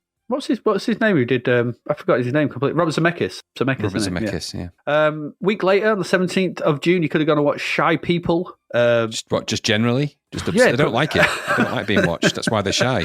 At the cinema, you could just spy on them. A New York journalist visits her distant cousin for the first time to write an article about her hard life in the bayou of Louisiana. Journalist's wild drug-addicted daughter just adds the tension between two families' cultures. Don't take your girlfriend to see that one. This is not a film that I would have looked at in the listings and gone, "Oh, that's for me." So now, if it came to a choice, if I was going to go to the cinema to see a film with podcast friend Gary, and it was a choice between Overboard and Shy People, I'd have to go to Overboard, even though he would take Goldie Hawn as an instruction as opposed to a film star name. But out of the two, I'd with the lesser of two evils. You say he's got a golden horn? No, he'd see those words, and he'd take that as a command. Goldie Hawn. Okay, I don't know what it would mean for him, but I don't want to find out. Exactly. A week later, he always had sticky hands, remember? Very sticky hands. 24th of June, you could have gone seen the best film of the month, Throw Mama from the Train. Yeah, you could have gone to see it, I suppose. Good film, this. I really like it. It's all right. Yeah, it's all right. Danny DeVito directed this. It's about a bitter ex-husband who wants his former spouse dead. I put upon Mama's Boy. That's DeVito. It's Billy Crystal as well. Billy Crystal is the ex-husband. Danny DeVito is put upon Mama's Boy, and he wants his mother's dead. Who will pull it off? As I note, it is a reimagining of Hitchcock's Strangers on a Train. Yeah, I much prefer. Yeah, I mean, Strangers on a Train is a classic Hitchcock one, but this is a fun... It's all right. This is fun. It's a good film. It was the 13th most successful movie of 1987 in the US. Wow. I've noticed, which just goes to show, it's June. It just shows, just for people who are listening, may not realise, it goes to show how long it took for films to cross the Atlantic back then. Yeah, exactly. We didn't just get them, streamed. You had to wait ages. And Danny DeVito directing, and he's in it, isn't he, as well? He was quite a bankable actor at this time, wasn't he? He was in quite a lot of big stuff that he directed, and I always forgive Danny DeVito because he did Matilda, and Matilda is ace. So yeah. I mean, he's brilliant because recently he's been in What's His Face, hasn't he? What's the comedy that's going on forever where they're all horrible to each other? Something Philadelphia. Yeah, Always Sunny in Philadelphia, and he's just fantastic in that. So, and he was great. I mean, even going back to stuff like Taxi. Can I trouble you for an egg? It's just where he climbs out of that couch naked. He's always good in whatever he's in all fairness to him. Yeah, like I said, even going back to things like Taxi, there's actually a nod to Taxi in this where the taxi that he orders turns up and it's the taxis from the show Taxi. Huh. So yeah, and he was. I was reading some about this. He suffered from the flu while directing it, and he said the things that got him through were cigarettes and chocolate. Fair enough. Which there you go. But yeah, it's a good film. It's got and it's and Billy Crystal is always really watchable in these things. And weirdly, this is the only time they actually made anything together. You seem to have things in my head that they probably did more, but because they were around at the same time in that kind of same. But the trouble is now, Monsters Inc. has ruined Billy Crystal. It's not ruined Billy Crystal for me, but I hear Billy Crystal. I see that little green one-eyed thing in Monsters Inc. True, you see the Frognum. Think romantical thoughts. You do. He's honestly, because he's such a great actor, voice actor. He's even good in Princess Bride as well. There's a good cast of people in that. Go and watch Throw Mom from the Train. I might watch it again, actually. I might have to a bit of a revisit for something. It's fun. It's just a good. It's dark as well because they want to kill people. It's fun. And it's got a great pan to the face moment. That's it. It's got a great pan to the face moment, which just comes from a great line. This is when they're in the kitchen. It's the bit I always remember. It had me in hysterics when I first watched it, but it is really good. I'm going to watch great it just sound for that. effect. I like a good pang sound. Yeah. Finally, 24th of June, you could have gone seen A Handful of Dust, which you could have just picked it up out of the dirt and just blown it out your hand. It's probably been just as useful. This is the wife's affair and a death in the family hasten the demise of an upper class English marriage. Yes, if you look at the screen, any of the screenshots of this, it's one of those. Oh, have you left the window open? Oh, that's awkward. One of those. Chirpy, as I've written. It's quite light outside today, isn't it? Yes. Bastard. Yes, it is. Why? The subtle undertones mean that phrase meant that their love was no longer as strong as it had once been. Would you like 2 sugars in your tea, Miriam? No, not today. Strange. She always has 2 sugars. Dun, dun. Well, if you're having an affair, Doris, you could at least be honest about it. Dun, dun, dun, dun. It's that kind of film with those kind of lines. I'm not even, I'm paraphrasing, but they're probably in it. They probably are. Were you down the market the other day, Joan? No. Yeah. Lots of driveways. I noticed with these bloody. Oh, I thought I these saw sort you. of chirp. upper class English marriage movies, for want of a better description of that. There's always long shots of carriages going up driveways and people getting out of them and with hats on. I'm like, take your hat off if you're in there. Don't put your hat on in the carriage. Geez, do you know where Mr. Smith is? I believe he's gone out, madam. I believe he's gone out, sir. He was out this morning, sir, shitting pheasants. But he didn't take a gun. I didn't say he was shooting them with... shooting, sir. He's out shitting pheasants. Shooting. Good God, man. What's happened? The upper class certainly do things differently to the way we do around here. Shitting pheasants. You upper class, what are you doing? Anyway, it's probably that kind of thing, yeah. Indeed, right. That was it. That's your lot. So it was a month where we didn't know a lot about horse racing, Nazis, a big concert. June. It was probably a nice day. Chirpy stuff of people going blind. You could have watched all night on certain areas. Programs we never heard of. Apart from Married with Children, and that was it. And a couple of films we'd heard of. Exactly. I'd be hazarding a guess that at some point during that summer, I would have been very angry about cycle counting and Rasta time at some point. So that's probably what was on my mind at the time. During that was 3 years. Yeah, it's a very anger-inducing thing when you get a cycle bug or a bad line. You're like, that. Why are you there? Yep. I've witnessed that. And unlike half the game design teams that we've seen, I don't accept them. No. Well, there we go. That's your film and TV for June 1988. We're going to go away, take a quick break. We'll be back in a little bit where we've got 4 more games to come up. We're going to round off. That's it. That's it. Is it for rounding off June? Yeah, 4 more, yeah. That's it for June, yeah. Goodbye, June. That's it. I don't think there's any crap bets, but we've got the charts. And then we'll see what's coming up for July. So stick around. We'll see you in a bit.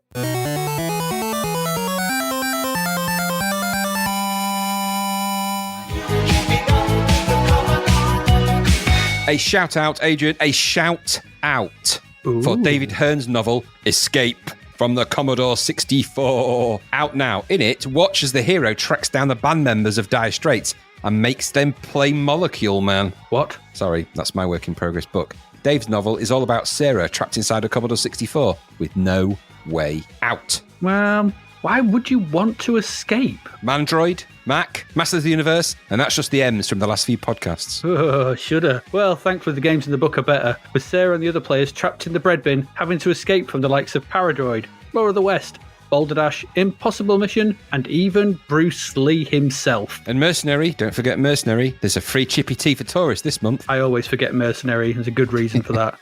Anyway, this is out on audiobook too. See if you can find all 50-odd classic games. That's Escape from the Commodore 64, available at Amazon, Audible, Kobo, Book Depository, everywhere, even on Targ. But not on Lave or Dizzo. Or Lave, no. Lave to the rhythm. That's a huge hit there. Lave to the rhythm.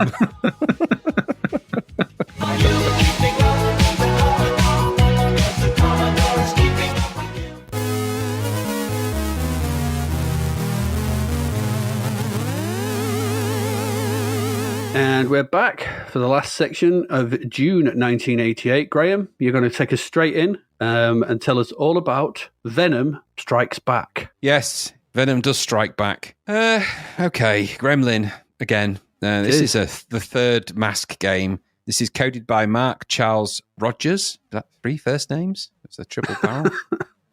Anyway. Or is it an order? Mark Charles Rogers. Anyway, he did Jack the Nipper and Avenger, amongst others. Oh, yeah. Graphics are by Steve Kerry. He did Jack the Nipper, Avenger, Footballer of the Year, amongst others. And musician here is, of course, Ben Daglish, who did loads of stuff. Oh, Gremlin guys. The Gremlins, everyone. So Venom Strikes Back. Off the back of the box, Matt Tracker receives a message on the mass computer. We have kidnapped Scott Tracker, and we are holding him to ransom on the moon. Unless you surrender your entire forces to Venom, you will never see him again. Signed, Miles Mayhem. You could just write Miles Mayhem. You'd have to put signed at that. It's very formal. Matt is faced with a terrible dilemma. Have you seen Mr. Smith recently, Marjorie? No, he's out. He's got a letter signed by Miles Mayhem. Who is this Scott Tracker? Never heard of him. Anyway, Matt Tracker is faced with a terrible dilemma. To agree to Venom's demands would give them total control over the Peaceful Nations Alliance. But to ignore their demands would surely mean Scott's life. Can you, as Matt Tracker, rescue Scott and return him safely to Earth? I did that bit for dramatic effects. Good, wasn't it? It was very good. Dun, dun, dun. Mask, in case you've forgotten, by the way, Mask are the Mobile Armoured Strike Command, and they're led by Matt Tracker. They're always battling the criminal organisation known as Venom. That's the vicious evil network of mayhem, in case you've got that. That's actually quite a good acronym. I like that. Oh, Venom. Very as we evil said, network of mayhem. Is it really stand for that? Vicious evil network of Vicious mayhem, evil. yeah. Yes, it does. Vicious evil It's very network James of mayhem. Bondian, isn't it? Because they have Smersh and Spectre. Yeah. But they don't have Venom. And what's the one in the Marvel movies? The one with the octopus logo. What are they called? Hydra. Hydra, yes. Hail Hydra. Hail Hydra. Anyway, Hail Hydra. Don't say that, though, because, it's bad. Anyway, so yes, that's the plan. You've got to, in this game, Matt's son has been kidnapped by Venom and taken to the moon. You've been given this ultimatum, and you've got to disband Mask and leave the world at the mercy of Venom or never see your son. So what do you do? What do you do? What do you do? Obviously, you set off for the moon, and there you've got to overcome the defenses of Venom's base, rescue his son, and steal a rocket to get back to Earth. Simple enough, that. In its quest, he is helped by special masks that give him special powers. Special masks would be rubbish if they didn't give you special powers. Just put one on, it's like, zap! Oh, I just said the word, didn't do anything. For example, one mask will give Matt the ability to shoot bullets. Others will allow him to fly, pass through solid objects, or past solid objects. That would be helpful in space. You'd probably get constipated. Float across bodies of water, that kind of thing, and get invulnerable and all that. Laser tracker. And his quest for Imodium. Full of nutty bits. Anyway, you can only carry 4 masks at once, and you can only use 1 mask at a time. Each mask has a certain amount of energy or bullets, and so obviously as you use it, this is reduced, so you've got to keep replacing them. At the end of each level, as Matt progresses to the next, you get a code word. Handy, that. I do like it when they do that in these games. It's a nice thing. Yeah, it is. So when you get the code word, you don't have to keep replaying all the levels. You can just go from where you left off on that level, at least, anyway. And that's nice. Nice. So, okay. It's kind of it's a return to the Stumpy Medium Res Man. Stumpy Joe, I've called him. So Stumpy Joe is back. The game is akin to Game Over and that kind of thing. The Game Over. You start on the left and you run to the right, generally avoiding stuff that constantly attacks you. You can collect extra weapons, as I said, masks and gadgets that help you, and you can select those with the keys 1 to 4. And the mainstay of each level is to run to the right. Make it to the end of, I want to say Super Mario-like stages, but I'm being very generous. Very. And you'll find a door. Enter that by pressing down, which is stupid. I'm just saying it's stupid, but okay, it's there. You could just push up. Up's more normal to go in. Down's more of a down thing. I don't know. I found it a bit weird. Anyway, and you go into some kind of nightmarish corridor of block-based relief colours and shapes, like Play School on acid. The logic is the same, though. Run to the right, avoid stuff. So it's but the details in the backgrounds anyway, I'll come back to the graphics, but they're just a bit mind-blowingly colourful when you go in that bit. The levels are generally full of pits to fall into or hazards to cross, die, and it's back to the start of that level screen with which you die, and it's back to the start if that level screen. And you'll find that A, this quickly happens, B, it happens frequently, C, means you die a lot, and D means you get tired of this crazy hard game pretty fast, unfortunately, in that way. So, Yep. You control the action with the joystick, keys to choose weapons, as I said. The graphics are all the Gremlin variety that we've come to know them for, kind of squashed, chubby sprites for your main guy, and enemies of various types assailing you a lot. All in that kind of C64 blockiness and colour type that mean they look puffy. Not that I might be allergic to bee stings or animal fur, I thought. So they're having some kind of anaphylactic reaction. I mean, this is part Future Night, hints of Bounder. It's a bit of a Franken game, to say the least. It's playable if you can stand the difficulty and the game design that doesn't really deviate from run, jump, avoid. It's playable, but at full price and after 2 crappy games, would anyone have taken the chance to buy this third game and think this is the charm? This is the one. Well, third time is the charm. So the main issue here is that the game belies the founding material, I think, again. And I feel like I'm repeating myself. These sort of things are fairly rudimentary in terms of good versus evil, baddies and goodies, the actual, the mask universe, as it were. It doesn't have to just be a run, gun, and rescue type thing. You can think outside the box a little bit here. There's mileage in thinking outside of all of that and creating something more compelling, given that source material. It feels to me like this is source code that had been hanging around looking for a game. Graphics, as I said, they are squat. But they're okay. They're not terrible. Scrolling's okay. The actual gameplay itself, it's obviously clearly using the Gremlin engine. And in that sense, there's nothing too bad about it. It's like Future Night sort of movement and style in that way. It's like that kind of thing. So, and those things aren't broken. They work, but it's just a little bit dreary. Colourful, but the gameplay is just dreary. I don't really go for this kind of running and going across and running and going across. It's not the first one only one of these we're going to play like this. I don't see the connection between Venom and Mask. I don't see, other than the fact you pick up masks, I didn't see a lot of, it just felt like they'd bolted some other bits of game that they may have had lying around together. And this, I don't know, it just felt like this was a deal that they had around the release of 3 games, and that this was the 3rd one, and they just, this was thunked out of the machine that could produce them. Zapped seemed reasonably impressed with it, I have to say. They gave it a 70% score. I wasn't so convinced. It felt like an expensive game for what is essentially another Run Seek Avoid. A game type which Gremlin have done a lot of, and all at the average to okay end. This is no better than Future Night. If you want that kind of explorer, jump and avoid stuff, Future Night's probably better because you're not going to die as often and get so frustrated with it. But I never had a lot of time for it. The display itself inside of the game, graphics are okay, everything you need's on the screen, but I don't know, it's just all a bit fudgy and a bit allergic and a bit it just didn't feel like it was a game that had Mask and the adventures of Matt Tracker trying to rescue his son really at its heart. I feel like that had been just applied to this because it kind of fit the bill. And I didn't really think much of it more than that. 10 quid's a lot for it as well. But I would never have tried my luck at a 3rd game from Mask after the first 2 were so awful. But what did you think? Yeah.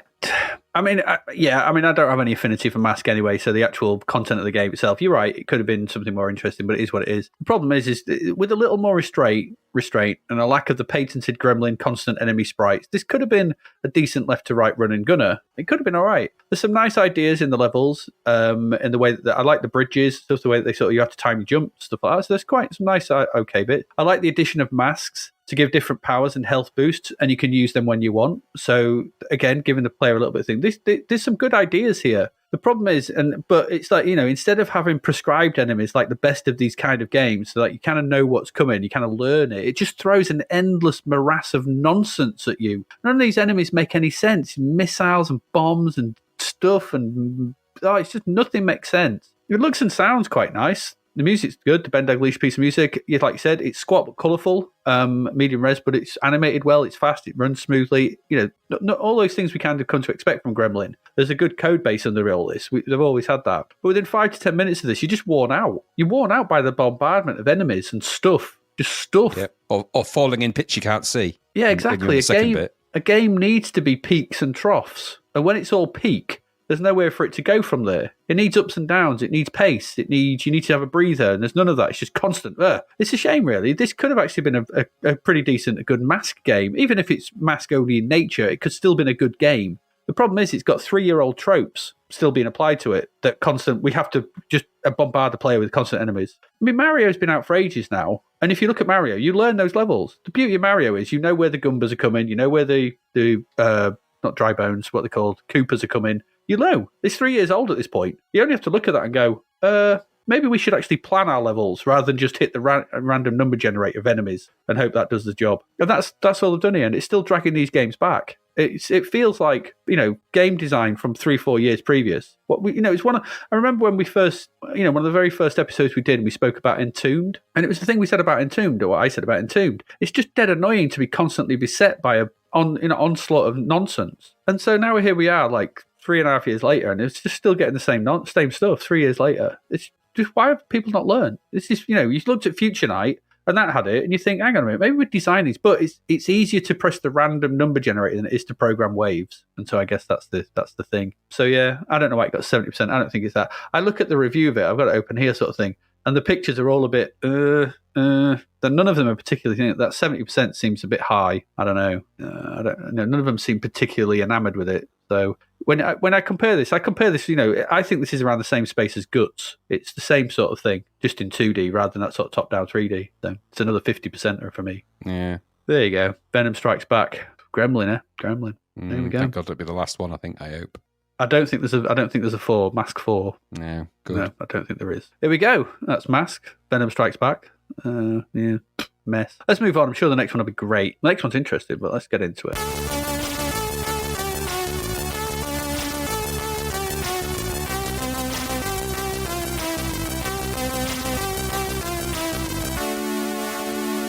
The next one is Gothik. We looked at the crap vert for this last month. This was the Vikings. It was the Smooth Vikings and the Confused Gorilla. It's a sentence you wouldn't have thought you'd have said. When I woke up this morning, it was not, no. So, all right, this is Druid 3, somehow. Who knew? Druid 3? Yeah. Oh dear. Yeah, so I'll get into this. This is odd. And seems to none of the input of either Dean Carter or Andrew Bailey, who are responsible for Druid or Enlightenment. Indeed, this seems to have originated on the Amstrad and Spectrum, as it was created there by Paul Hutchinson, who had converted the first two to the Amstrad. So, indeed, this seems to have been made and released on the Amstrad in 1987. And then converted by Gavin Rayburn. Yes, that Gavin Rayburn. Rayburn. To the C64 in 1988. So, considering Enlightenment came out in like November 87, this came out sometime mid-80s. It's weird. God knows what the timeline is for this one. I actually reached out and asked Dean Carter on Twitter if he knew anything of this. And his response, you can see it's on Twitter. You can have a look if you want. He responded, he had nothing to do with this. Nothing. His first words were, no! ! Okay.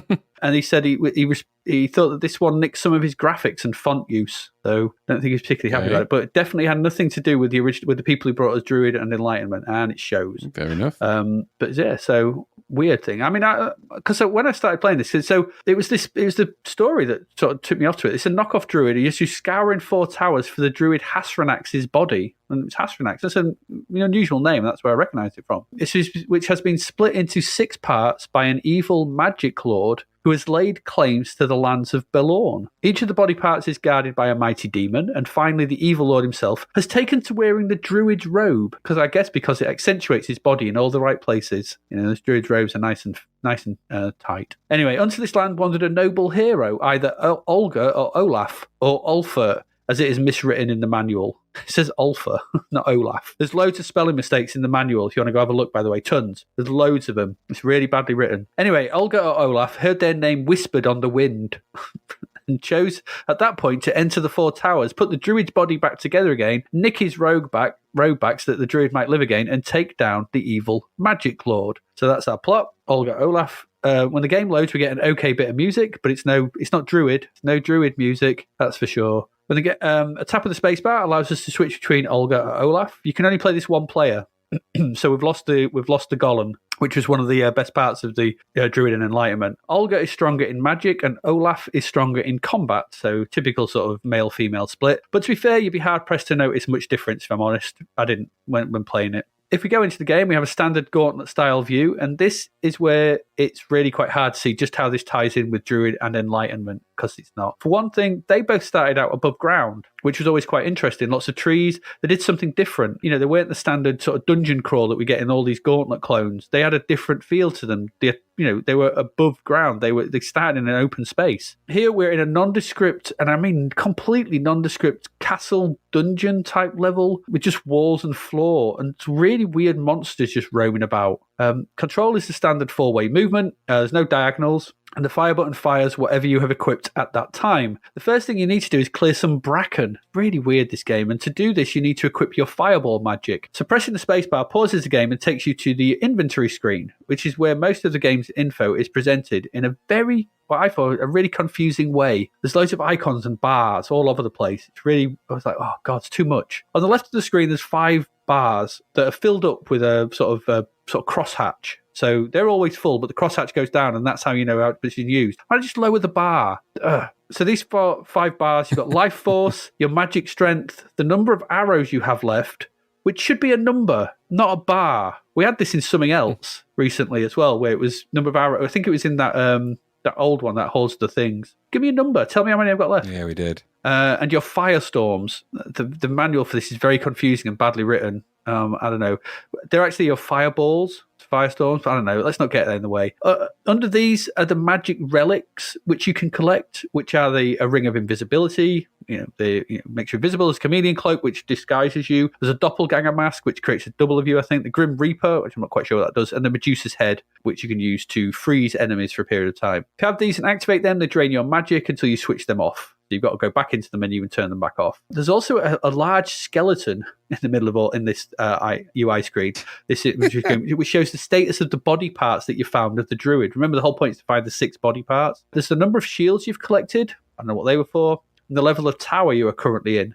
There's also your 3 attacks, which are electricity, arrows, and firestorms or fireballs. Who knows? So to take out the Bracken, you need the fireballs. You fire that. It's a big sort of explosion that gets rid of the Bracken. This allows you to wander the maze-like level, and it's really here, abandon all hope, all who enter here. This is a dull, boring version of Gauntlet. The level is boring. The lack of enemies leads to a very empty experience. There are some potions to be found, though, and you activate these really awkwardly. It says in the instructions that on the Commodore 64, you press the left arrow to activate these, except it's not. You've got to be pushing up on them from underneath and press enter. It's not the left arrow. So I don't know what this is all about. I think there's something to change. It's actually enter on both Spectre and Amstrad.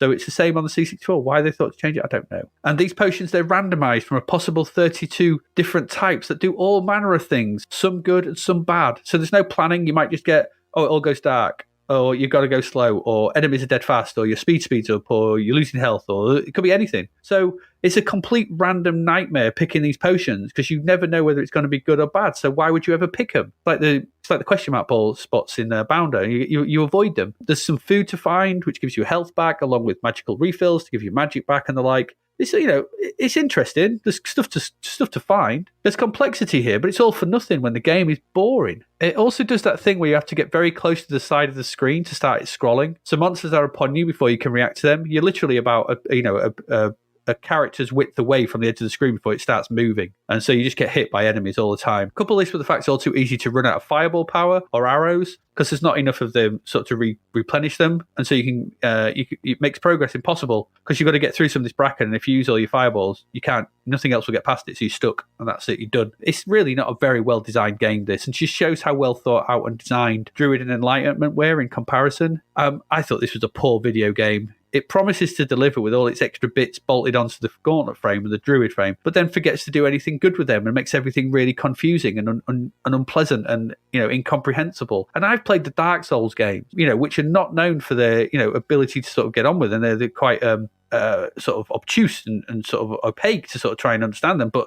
here, these are just like, this is just nonsense. Like, what's going on? So no, I didn't like this. And one final thing as well, you get rated on both rank and title. I ended up as a noble pune, whatever the hell that means. What's a pune? I've always considered you a noble pune, if it's any consolation. Thanks, because this game just confirmed it. I refer to you that way with most conversations, actually. Adrian, he's a noble old pune, yeah. What's a pune? I don't know. This game, but I didn't understand it. I just didn't understand this game, where it came from, why it was made, who thought it was a good idea, or why it was released for £10 on the Commodore 64. It's just a mystery to me. And, it's an affront to the Druid license. So I didn't like this at all. You're treading on shaky ground when you're messing about with the Druid stuff. You better make it good, and you haven't. So, no, this is bad, and I didn't like it. So there you go. Gothik, no. What did you think? No, I agree with you. No, Gothik, no. I have not got a great deal to add. I wasn't impressed with this. Speech, okay. Funky sample drum soundtrack type deal, okay. Wasn't sure what to make of it, really. Part Druid, part Gauntlet. Not the good parts, though. Really eggy parts. The parts you don't want to think about. The eggy Druid parts. Yeah. You've mixed that potion all wrong. It's well eggy. If this was a pint, you'd say it was eggy and you take it back when it's eggy. Don't want to drink that's too eggy. Yeah, I need a fresh one. Horrible colours on this, aren't there? Cyan on green. No. It's just unpleasant. Blocky, badly defined sprites and a weird weapon selection that seemed incongruent with the game. Scrolling was annoying, as it occurs as you serve too close to the edge of the screen, which inevitably means you have enemies on top of you all the time, and the maze is dull, and it all feels really lame. I did not enjoy playing this and quickly grew tired of the gameplay. If you're going to make a follow-up to two great games, don't do that, what they did. Awful, stupid thing. And at full price as well. No more of this now. The thing is, you might have gone into this thinking that it was going to be a ho-hum follow-on to Druid. You'd be sadly mistaken. As soon as I started, I saw this, what I guess is one of those gorillas humping its way, galumphing its way around there like a duvet with a face, a brown duvet. The brown duvet is not a good name for anything. An actual product or a pub or a bar or a nightclub. Or an event. No one's going to the brown duvet. Now, no one wants to experience a brown duvet. In Bristol, there's a pub that does a night called Duvet Vu. That's pretty clever, like a theme night. Not that it's based around duvets, it's based around ABBA, obviously. I think. Dance night. I don't know. It doesn't matter how I know that or why. What's important is this game is rubbish, and that is important. No, I didn't like Gothik. I like the other games that they're trying to mimic too much to give that any more time than I gave it, which wasn't a lot because I found it really horrible. So, nope, rubbish. Go away, Gothik. Don't like you. No, it wasn't very good at all. No. Gothic, no. Gothic. Here we go. That's Gothic. Bad. Let's move along. We've got 2 left.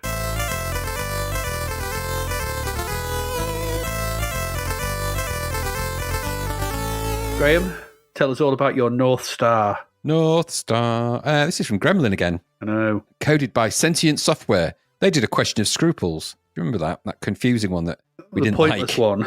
The pointless one. Graphics are obviously credited to Sentient Software. I don't know who that comprises, and I didn't look into it. The design was by Jobby. You can't just be Jobby. Oh, Jobby! Design was a game word. Jobby! Anyway, so Jobby did the design. Jobby! Oh, Jobby. Jobby! I've got to make a game. Have you, Jobby? You've done well there.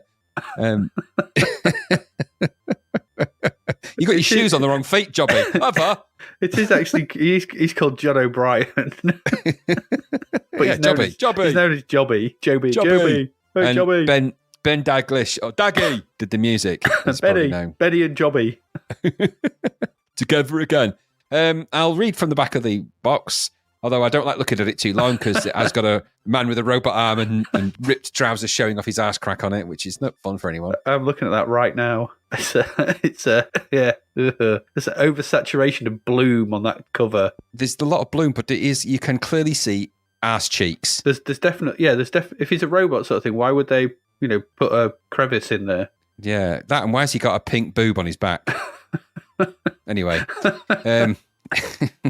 he's a boob back. He's one of the boob backs. Boob back robo bum. No, they didn't choose that name for him. Anyway, I'll read the back of the box. I'll try and avoid that checking my eye line.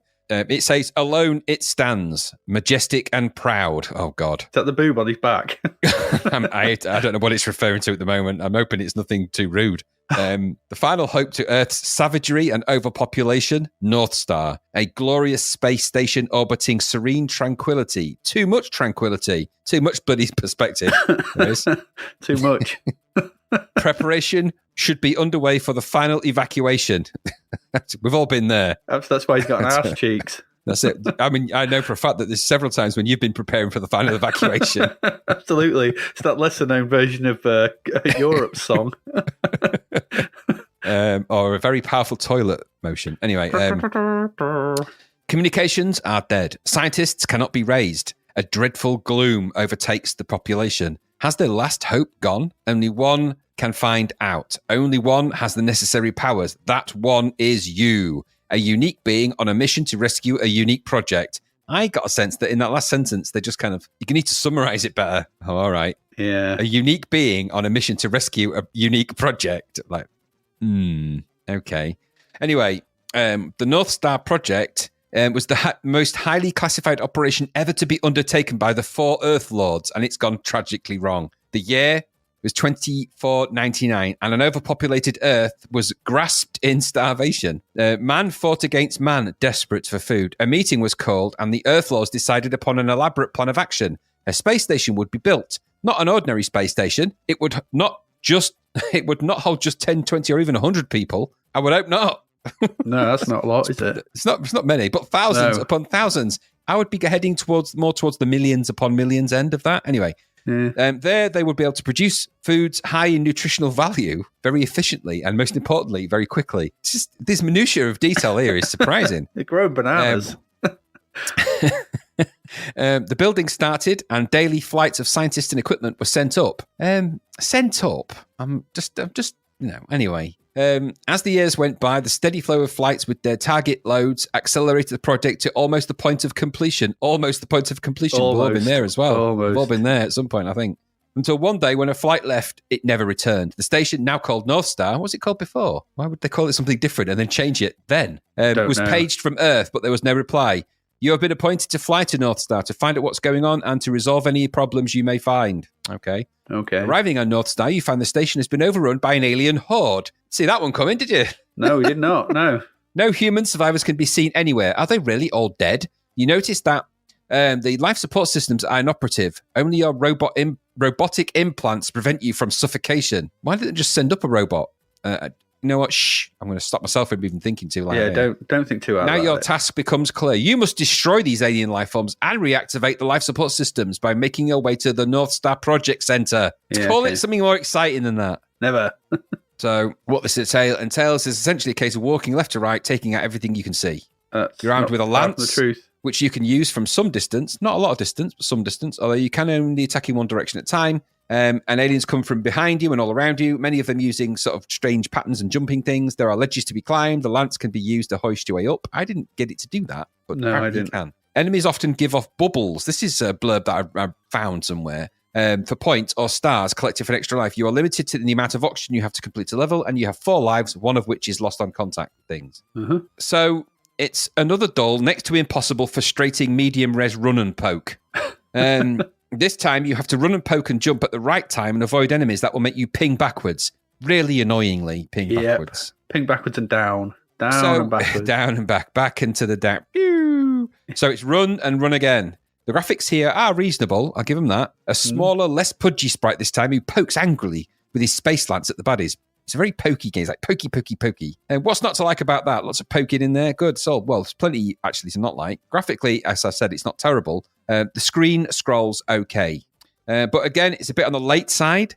And your walk to dashing speed will get you killed more than it should. Because as you run, he sort of runs and dashes, and it just ends up not being controlling it in the way you should for this sort of thing. The main window in the game is the game. So most of the screen is taken up by that. The bottom is the UI with the score, lives, and indicators for special objects, etc.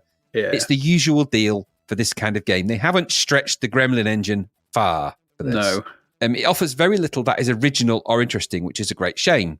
It's too hard for a start, by miles too hard. And the gameplay is a little on the dull side. Just run and poke and jump and run and poke and poke. And did I say that he poke? He's a lot of poking. There's a lot of poking. It's like a devious and more unforgiving and way shitter Green Beret. And that did this kind of gameplay style better and ages ago.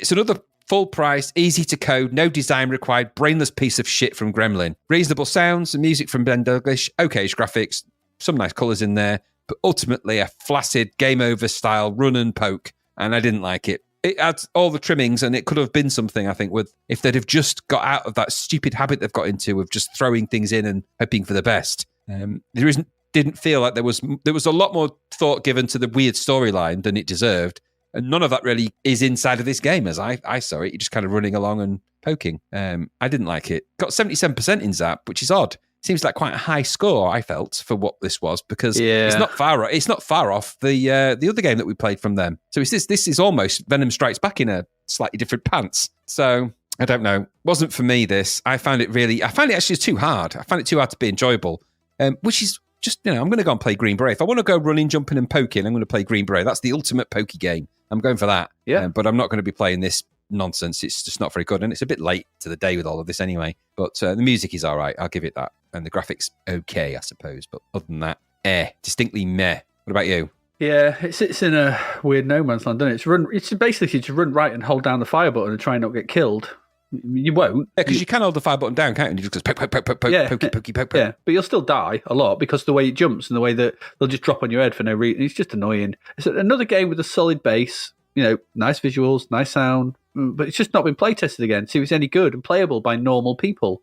The visuals are quite nice. They're unusual. It moves fast. It's got a nice front end, but it's a game that's let down when you actually play it. It's far too punishing to be enjoyable and sits in that game over army moves niche, I thought, where difficulty trumps design in a way that is unpleasant to experience. It's a weird sort of in the middle of it because it looks a bit like that Exelon game. So it looks a bit like that, and it feels like I said, Green Beret. Green Beret does it better, because there's obviously Green Beret does it. Yeah, Green Beret does it way better because it was designed by people for the arcade experience who knew what they were doing, and it was obviously probably play tested quite a lot and worked out, and and it works. And that the Commodore 64 conversion is brilliant. It's just 3 years later, and what have we got?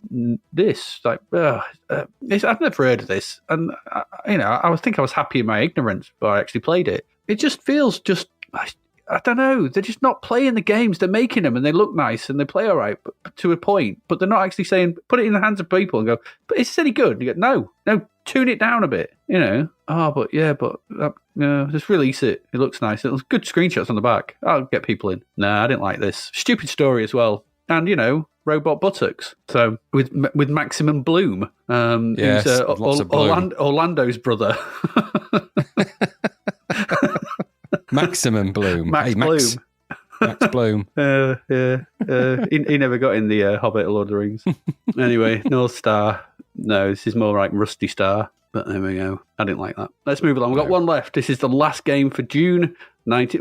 Well, just to come back as well, they're doing that same face in the review scores as well. They're all like, this isn't very good. And then it gets 77%. I'm thinking like there's some Gremlin books been washed around somewhere for that to get that high. Because this doesn't deserve 77%, not even close. No. But, what do I know? What do I know? What do I know? The Gremgin is what I've started to call it, by the way, the Gremlin engine.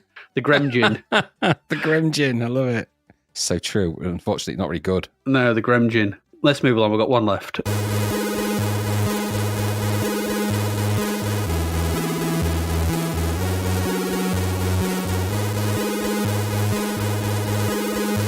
And that one is Target Renegade. I think we're going to be splitting the P down the middle on this one somewhat. $8.95. It's got 84%.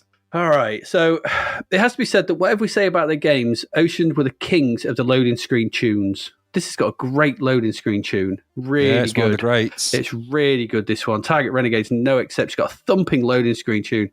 A pretty decent title screen tune as well. It's got good music all the way through this. So yeah, it's cracking. A good, titles. I quite like the image as well. It's a good representation of the game, the cover. Yeah. Nice. I think you like this game. I think that's clear. I do. It's a home computer console only sequel to the arcade hit Renegade. So this didn't hit the arcades. This was just a home console computer, as far as I can make out. It's another belt scroller fighter that sees you treading the streets of Scumville in order to save your brother, which is odd, as your brother is nowhere to be seen in this game.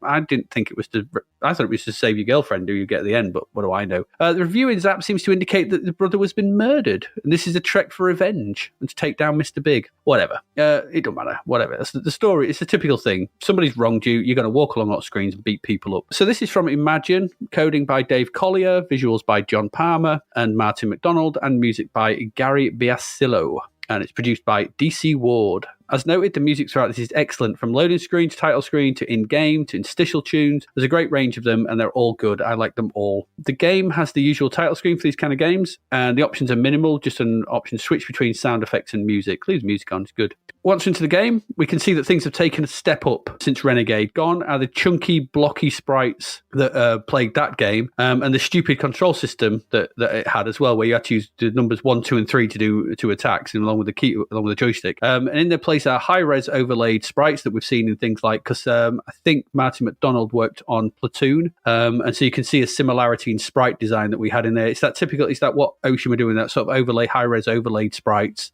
So there's really, really nice sprite work in this, and controls all via the joystick. There's no keyboard now, it's all the joystick control. The backgrounds themselves are a bit sparse, but they're a much higher quality than what we saw in that first game.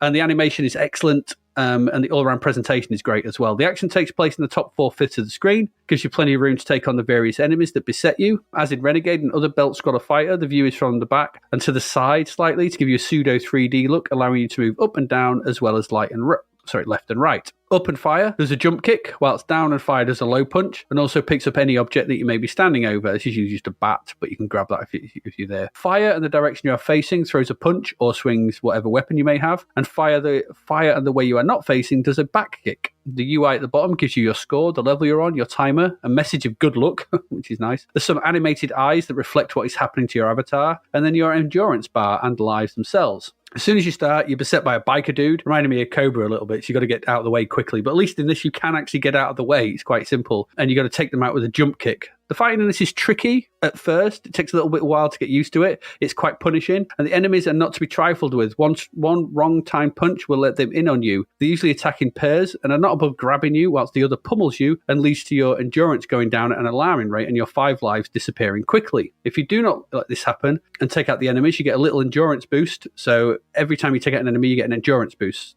So that's quite a good way of getting your energy back if you don't get hit. So with each one you take down. So the first level of this is set on a multi-level car park. You have to make it down to the first floor. So essentially you're going left to right, you get in a lift, you go down, then you right to left, go down, left to right, down again, and then right to left. So that's just the first level. So the first level is a bit more complicated. Well, complicated, but it's more to it than any of the other levels. And what you got to do is you got to get to a phone. It's a strange way to end a level. There's no boss. You just get to a phone. There's a phone ringing at the end. You get to the phone, you answer the phone, and it ends the level. Very strange. Never quite understood. I don't know who's on the phone. Maybe it's Mr. Big. Maybe I don't know. Maybe it's nobody. The subsequent levels after this, they're all linear. You're just having to get to the end of the level, so it's just a left to right scroller after this. And once again, you just got to get to a phone call to finish it. Level 2 sees you on the streets, and I'll just come out. This questionable representation of these 80s game needs pointing out here. You're facing off against pimps and prostitutes who attack you with guns, canes, and knees to the groin. It is what it is. They're well-drawn sprites, but they're pimps and prostitutes. They were replete in these kind of games, though, weren't they? Those kind of street hoodlums and those kind of characters.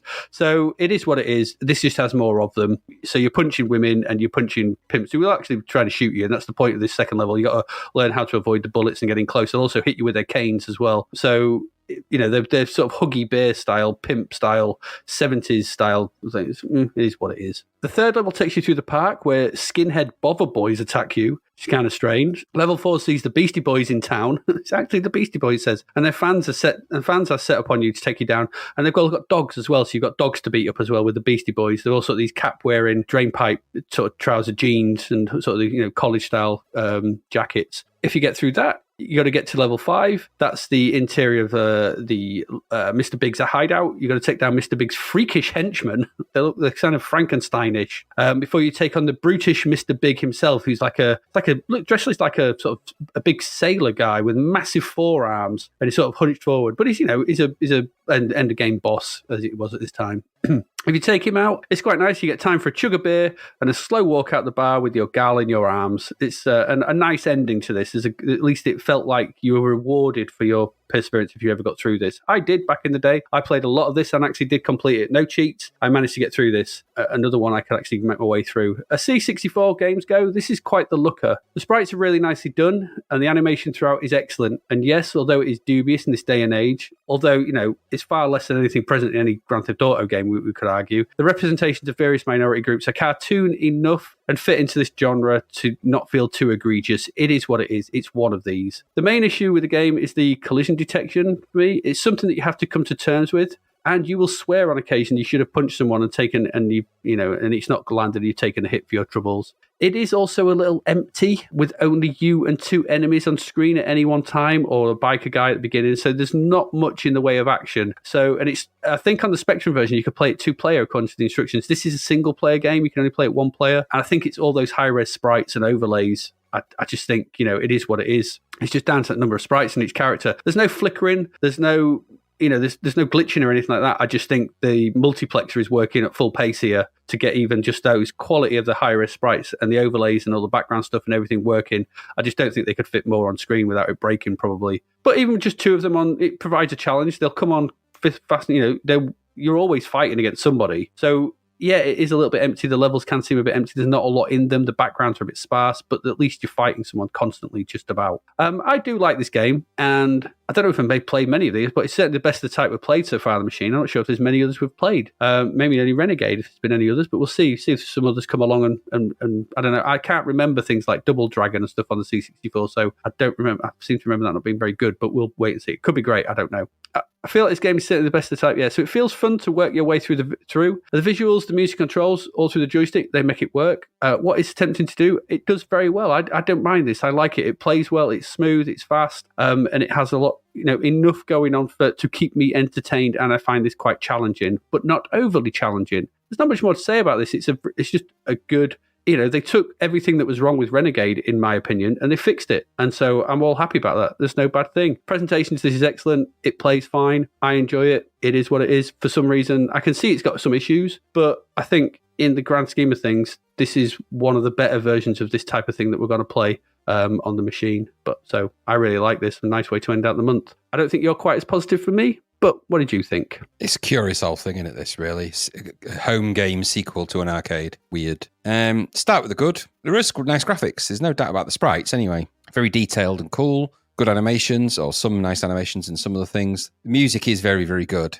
He's a relative newcomer as well, I think, Gary Bayaselio. Yeah, he didn't do much, yeah. So, but the music is good. Good piece for the loading screen, as you say, although I don't know if that's by him, but it is good. But it's all good in game as well. Really good. A nice set of unusual dramatic music as well. You know, when it first starts, it's got a good feel when it initially loads. Mm-hmm. So the backgrounds are okay. They get very repetitive, and some of the scaling is way off the chart. So the park benches must be massive in that park. Yeah. Because, and that's a problem for me. But that's the problem because of the other problem. And that's because your main sprite is too small for this kind of game. So either have smaller backgrounds or bigger sprites, but it looks weird. So you end up with these ginormous trees and benches and a tiny midget fighting. But it is a well-drawn, small sprite. Or collection of sprites, because I'm thinking, like you say, you've got overlays here of high-res on top of, other things, and there's stuff going on. It's all good. So the main graphics for some of the enemies is quite good as well. Those parts of it, not that there's many of them, enemy types, but the parts that are there are okay. But what quickly becomes apparent in this game are the Commodore 64's limitations. And that's my problem with it, really. This is a game where its limitations are plain to see. Very detailed sprites, but very few of them at any given moment. And yeah, you're fighting something, but you're fighting the same thing over and over and over and over again. Motorbike, 2 punks. Motorbike, 2 punks. Motorbike, 2 punks. Mm-hmm. Motorbike, going down the lift. Motorbike, 2 punks. Motorbike, go down the lift. And it's the same thing, and it's just dull. There's no other way around that. It's dull. But you get through that and you get to the next bit, and then it's just more of the same. Yes, the different backgrounds, different sprites. The same thing. 2 of something, 1 of something. 2 of something, 2 of something, 1 of something. It just gets... These games rely on there being more on the screen. Unfortunately, they do. And that's where I say that the limitations of the platform start to show. So it is a side-scrolling beat-em-up, and it does have that. And the fighting moves are all there, and it is better than Renegade in the sense that the fighting moves are all controllable. And you do, like you said, the collision is off a bit, but it's just empty of things to beat up with any variety. And that's why the final fights in those games have so much of different enemies. Sometimes, obviously it can be the same kind of enemy, but they've all got different individual names in a kind of weird way. There's just more to do. And this is more of a Double Dragon game of that type than it is any of the sort of Capcom later big fighting games. And I get that, I know. And they're on powerful arcades, and it's not fair to do a comparison. But even by the Commodore 64 standards, this is a little bit showing the Commodore 64 out of its depth here a little. Now, they do mention this in the side-scrolling beat-em-up book, albeit it's a little bit of a footnote, but it is mentioned in there. And it does say in there there's a Amstrad Spectrum. There's a NES version of this as well, which has got a little bit more going on. But out of all of those, the C64 actually looks the best in terms of its kind of look. He looks a bit like a Rambo character, doesn't he? And he does look like that. And that is quite good. That is to its credit. And the main play window on the C64 is really big. Most of the screen is you fighting in that game. Most of it's there. And that's pretty good as well in a one load. Or at least, is it one load? It's not multi-load, is it? Or is it multi-load? No, it's a single load. It's all one load. So I quite like the thing at the bottom as well when you get hit in the face and you sort of see, he blinks and he sort of, that's quite nice. There is little bits that I like about it. But it's just a bit hit and miss really for me. Sometimes the scrolling acts really strangely. So you can be fighting enemies. And this happens actually though. I mean, I don't know if this is just isolated to this game. I've noticed this happen on some of the more top flight sort of side-scrolling beat-em-ups where you end up fighting literally at the edge of the screen and the enemies are just not really even appearing. You're just punching the side of the screen and stuff like that. Once you get the baseball bat in this as well, it's a bit easy, really. I mean, it's not a hard game. I mean, I went through the first, 3 levels without really getting any challenge. It's not hard, which is, again, a problem. These games are famous for being gradually difficult, but how can you make the game more difficult when all you can ever have is 2 of anything on the screen? The game's never going to be more difficult because of that. And yes, they shoot at you, one of them. The pimp shoots at you, and there's other variations of that, but it's never really that difficult. Once you've got a weapon, you're pretty much in control, unless you lose that weapon. So, I don't know, is it buggy? Sometimes it seemed perfectly good. When I was jumping and kicking them off a motorbike, I thought, actually, that was pretty good. And other times I did the same thing and just nothing happened. I'm thinking, what's going on here? So, but yeah, I never encountered it as a problem, because it always worked to my advantage. But then again, that could, it's just blind luck. You don't really get a sense of impact on anything either. You just sort of, you're batting people and they do kind of wobble a bit, but I don't know. I didn't find the overwhelming odds in this game overwhelming really at all. They just kind of come in 2x2s, and that was just kind of this game. It's just a game that wears its limitations on its sleeve, I think. I think personally, maybe this needed a bit more time in the oven to create a better sprite multiplexer routine, or get a better coder or a series of coders with it. Someone that can really handle complex sprite routines in that way, and that can really get behind that. I don't know who that would be, and this team are pretty amazing at that kind of thing as it goes. So maybe there's some really clever stuff going on, and I don't doubt that there is. But I think taking all of that into account, what you end up with is something that is a little bit empty and dull. There's no way around it. It is, and I know you said that's an accepted limitation of the game. For me, it's not. This is a game that's fundamentally about me having to run and beat people up. And yes, I get to do that, but only in pairs. Not very exciting. Doesn't feel... And I think the music doesn't help. The music is really good, but it feels melancholy and kind of downbeat. And, if I think of the music that's in Final Fight and the music that's in that, diddle-a-dow, diddle-a-dow, diddle-a-dow, you get all that kind of stuff. I guess this is just trying to do that, and it's a Commodore 64, so it is what it is. But I will say, the music is great, and those sprites are some of the nicest ones you'll see in a game. Pity more games didn't do that technique. Pity they didn't. I don't really get why. I mean, some of the games we've seen have got barely any sprites on the screen, so it would have been easy to create that technique for those. I don't know. Did Daley Thompson's... The second version of Daley Thompson's had that kind of sprite as well. I think so, yeah. This is very much a sort of later Ocean Ultimate. Yeah. Anyway. Not Ultimate, Imagine style of thing. Like I said, it's the guy who did Platoon, and they're in their Platoon. So and that's clever code as well. I think there's clever stuff going on. I just think that there's just not enough clever stuff going on for me. And the music does do a lot of heavy lifting in that game to really lift it up, even before you get to the game. Really nice sprites. I really do like those. They're really nicely designed, but it's a bit of empty game syndrome for me, sadly. I don't know, 84%. That's probably about right, actually, for something like this. I mean, what are you going to be able to add to this game in the context of having 64K, really, and all that music in it? You either have to take out some of the backgrounds to ramp up the sprite detail, or make the sprites really blocky so you can have more of them. There's a compromise around every corner, isn't there? Yeah. So this is maybe this is just the version with the least amount of compromise for quality of what they wanted. And okay, if that's the way it is. So 84%, I think, is a good score, but I don't know. I would suggest you go and play it to see what you think. If you're a fan of the kind of side-scrolling beat 'em up, you really have to play it, really, because it's one of the part of the histrionics of it. And without this, would you have got some of the later stuff? They all seem to be on a journey, don't they? These side-scrolling beat 'em ups. Every single one of the games that comes out adds a little something to the mix. Yeah. So I'll give it that. We'll give it that. I don't hate it. I just find it dull. But I've also been jaded by 1,000 side-scrolling beat 'em ups. Now, once you've played Final Fight and you've played some of those Capcom ones, a lot of these older ones, of even the arcades, start to look crap in comparison to some of those, because they're just so damn good at what they do. By that point, they're at the pinnacle. When you hagger and you're smashing someone into the ground and stuff like that, you're reaching that point when these games are at their kind of peak. So these are all part of the history, and in that case, a good footnote to have as well. But just not quite there for me. This, I think, at this point, sort of thing where I was playing this, because I did play it quite a lot back then. I remember really liking it and playing it a lot. I really was a massive fan of. I think Golden Axe was my belt scroller of choice in the arcade, which I think was out by this point. Probably, I think, when was Golden Axe? Was it 87? I don't know. I think it's after. I can't remember off the top of my head. But so the thing with this was that it was the closest decent one we had on the machine, and I think that's probably why I liked it so much. Golden Axe was 1989, according to... Oh, was it 89? So I don't know what else was. Whether I know there was Renegade, but I don't know what there was. Well, Double Dragon and all that stuff predates all of this, really, and that's where this kind of... This is more along that trajectory than less of the Golden Axe trajectory. It's more Double Dragon...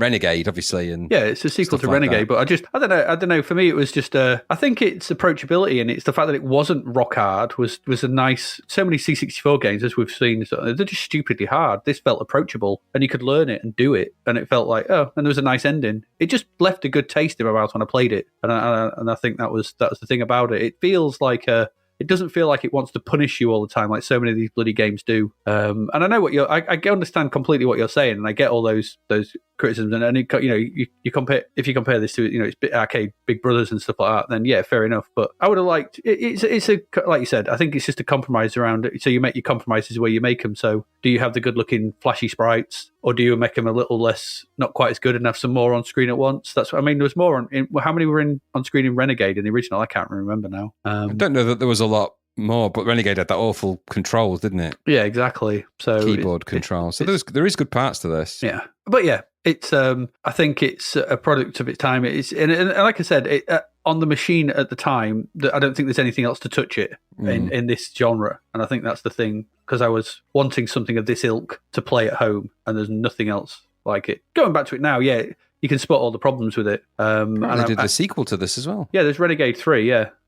Well, God knows what that one will be like. I don't know. I mean, there are ports of Double Dragon and stuff on the C64, aren't there? I think. Yeah, and Golden Axe. And Golden Axe. I seem to remember them not being that great. And Final Fight. Well, we'll see what they're all like. I'm not holding out much hope for that. No, exactly. But it is. It's Target Renegade. It is what it is. I think it stands out for certain reasons. I think that just appeal to me. And just I think just is what it is. And I think coming off the back of Northstar and everything else we played this week, Gothik and crap like that. An interesting footnote, by the way, is the NES versions. The music in that is by Tim Follin. Oh, really? Okay. Yeah. But I'd be interested to hear what that is, because he'll have done a really good version of the same music. I don't doubt that. Maybe. I mean, I was just looking at some of the screenshots of the NES version. It looks very compact. Those characters look a bit... Yeah. Flip screen as well, most of the other versions, aren't they? Yeah, they probably will be, yeah, I would have thought. Especially the Amstrad and Spectrum, probably. I mean, interesting that the Spectrum has 2 players. And then apparently there's a free downloadable Windows-based version called Target 2006, where someone's done a version for PC, which you can download. That doesn't look classically great. It probably isn't. Never mind. But either way, like you said, I mean, I agree. I mean, I remember getting this. I remember getting it, but I didn't buy it. I remember getting this as a crack. And I can't remember it was cracked by.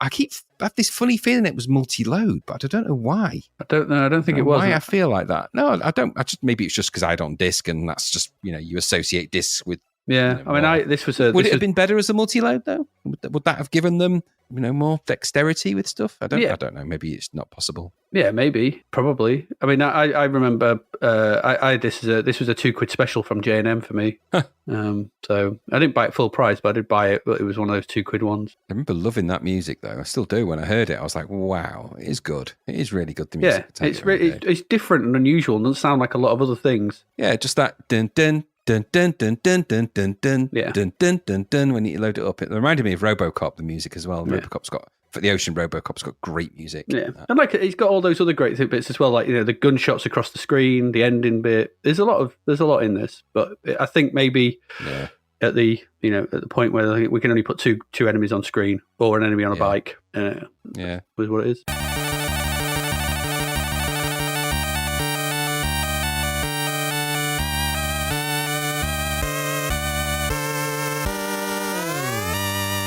So there we go. That's Target Renegade. That's it. That's our 8 games done for this week. That's it. That's June done. We have done with June. So what did we look at this week? We looked at Draconus, The Adventures of Frognum. We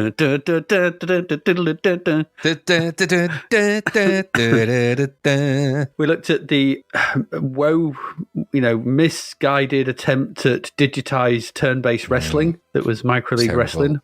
We looked at Sideways on Spy Hunter with the dire Road Warrior. They should have just left. They shouldn't have made the game. Just walk away. Just stop the coding. Then we looked at the spread too thin of a toast butter of Gutz. Mm-hmm. Then we looked at Venom Strikes Back, which was the Gremgin in full effect. Using the Gremgin, full on Gremgin. Then we had the unpleasant Gothik. Just no to that. Then we had Gremgin was back again with Northstar, and then we had the slightly divisive Target Renegade at the end there. But there we go. So that's it. That's June out of the way. June is done. There are no crap verts. I couldn't find any crap verts. Nothing that was worth a laugh. So there's nothing to go through there. So I can just go through the charts. So counting down from 10 at number 10. This is according to Commodore user, of course. Up to number 10 is Ikari Warriors. Down to number 9 is Exploding Fist. In at number 8, 10 Great Games 2 from Gremlin. Using the Gremgin. Did they have 10 great games? I was just going to say, if they got 10, that surprises me. I didn't think they did. It's blowing your trumpet a bit, isn't it? These are great games. These are 10 great games. Then up to number 7, is Fruit Machine Simulator. Jesus Christ. People buy any old crap, won't they? Up to number 6 is Trapdoor. New in at number 5, Pac-Land. New in at number 4, Target Renegade. New in at number 3 is We Are the Champions. Another compilation, I think. Okay. Down to number 2 is Ghostbusters. And for some inexplicable reason, which I can only assume is because the World Snooker Championship was on at some point, going in at number 1, up 4 places, is Steve Davis's Snooker. That's that one we've reviewed 3 times. Versions of that. That's not good, is it? It's not good, no.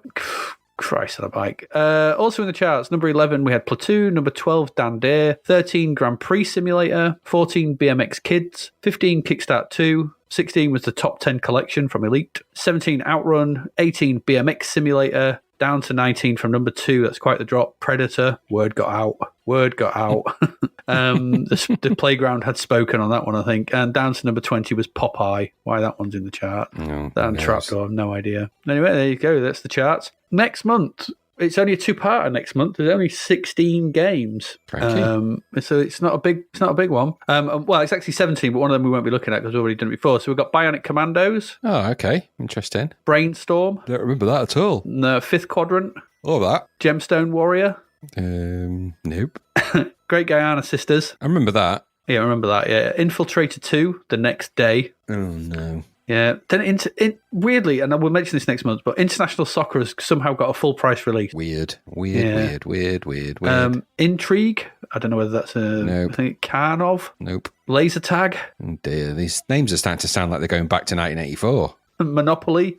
Deluxe Monopoly. So the version of Monopoly. Mud. I think Intrigue and Mud are their adventure game. Okay. Because Mud is multi-user dungeon, isn't it? Panzer Grenadiers, but that's a strategy game, I think. Pro Golf. Okay. That doesn't sound good. Road Wars. No. Oh, God, no. Skate Crazy. Oh, no. The words crazy in games never spell good things. It never does it? Stormbringer. What does that sound like? It might have good music. I think that does. Didn't we use that music for a demo? I'm pretty sure we used that music in a demo. It might have been that or Storm Warrior has got good music. So. Oh, it's one of the two, isn't it? Yeah. Tangent. Don't know much about that. Nope. Thrust 2. Okay. Interesting. Weirdly enough, a little fact about Thrust 2 is Gary Penn did the graphic. Okay. It'd be interesting. But I don't see them being too challenging. But No. Trigger Happy.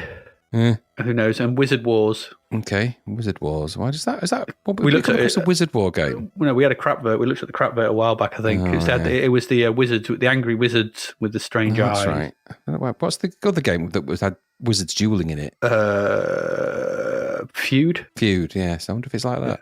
I don't know. I'm not sure. I have no idea. So that's Intriguing. it. So it's just a 2 episode. It's just a 2 episode of July. Obviously, the summer lull is in full effect back then. It is. And that's it. That's June done. That wasn't a great month. There was some little bits and bobs, but as we found with May, they're just for every 2 steps forward, they're taking 3 backwards. It seems sometimes. I mean, just the consistency of these things. They're supposed to be getting good at this by now. What they seem to be getting good at is not being very good, or just cutting corners and rushing things out just to get that extra little bit of money. So that, Yeah. And I think what a shame that is. But I don't know. Just looking through the 3 episodes, I think Train Robbers and Oh No, I'd recommend those couple. Alien Syndrome, maybe Grisor, don't know. Alien Syndrome was good. Grisor, there's lots of running and poking and stabbing and jumping games, isn't there? There's been quite a few of them. I mean, we've got the Ultimate game next month, so for that. And probably Draconus, maybe Target Renegade, maybe. Draconus was good. There's been some good ones in there. I mean, but we've had it's the episode of Lee Enfield, Three Stooges, Win Bobner. Just, one piece of shit after another where we've just gone, oh my God, another one and another one. Vampire's Empire is in that lot. I know. And yet we've got Sensible have got a game out in there, haven't they? Oh no, that was out in there. Yeah. But then it's just one thing after another. For every 2 steps forward, there's been 3 back. They're just stupid and are still an adherence to try making vector games that don't work on the platform. Just still not pushing games out without thinking about the players and the design. Stop. It just feels like they're just rushing them out because they know the bubble's bursting now. Yeah, that is true, actually. The 16-bit machines are well in effect now, aren't they? Yeah, and I actually was forgetting that some of these are probably 16-bit games, and these are D-makes at the time. Yeah, definitely. Without looking into it, I wonder if Microleague Wrestling may have been an Amiga. I think it was. If you look at the Amiga version, it's way, way, way better. Yeah, and that sort of makes sense for that, and you can sort of see why they do it, but you think that somebody should have gone there and gone, don't do it.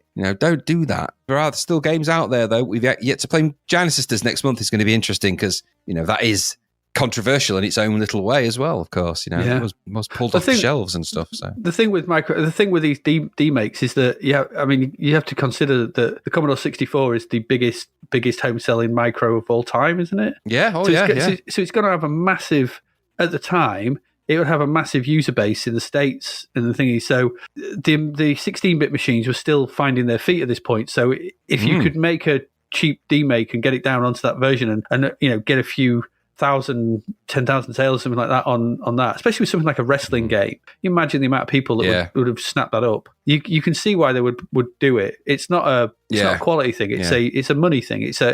That market needs to be hit and fed. But we've got some big titles that we know are going to be coming on the horizon at some point. Last Ninja 2's got to be coming soon. Yes. And Tusker was another one. And there's a few games like that we've yet to come across. And Hawkeye's another one, I think. Yeah, Hawkeye's out there. There's a couple of Thalamus ones we've yet to come across. Yeah. There's still a lot of there's everything to play for. I think it's May and June has felt to me like where the good games are good, they're really good, but there's far too many that are just skating down average avenue or worse. Proper stinkers. Yeah, I mean, really bad. But we've probably always had them. It just feels like I think my expectations are that we should have been getting better games by now. And in my memory, I thought we did. But in actuality, I realised how picky I must have been because so many of these crappy games I managed to avoid back then. I mean, I've never come across Win Bobner until we played this, ever. No, I hadn't.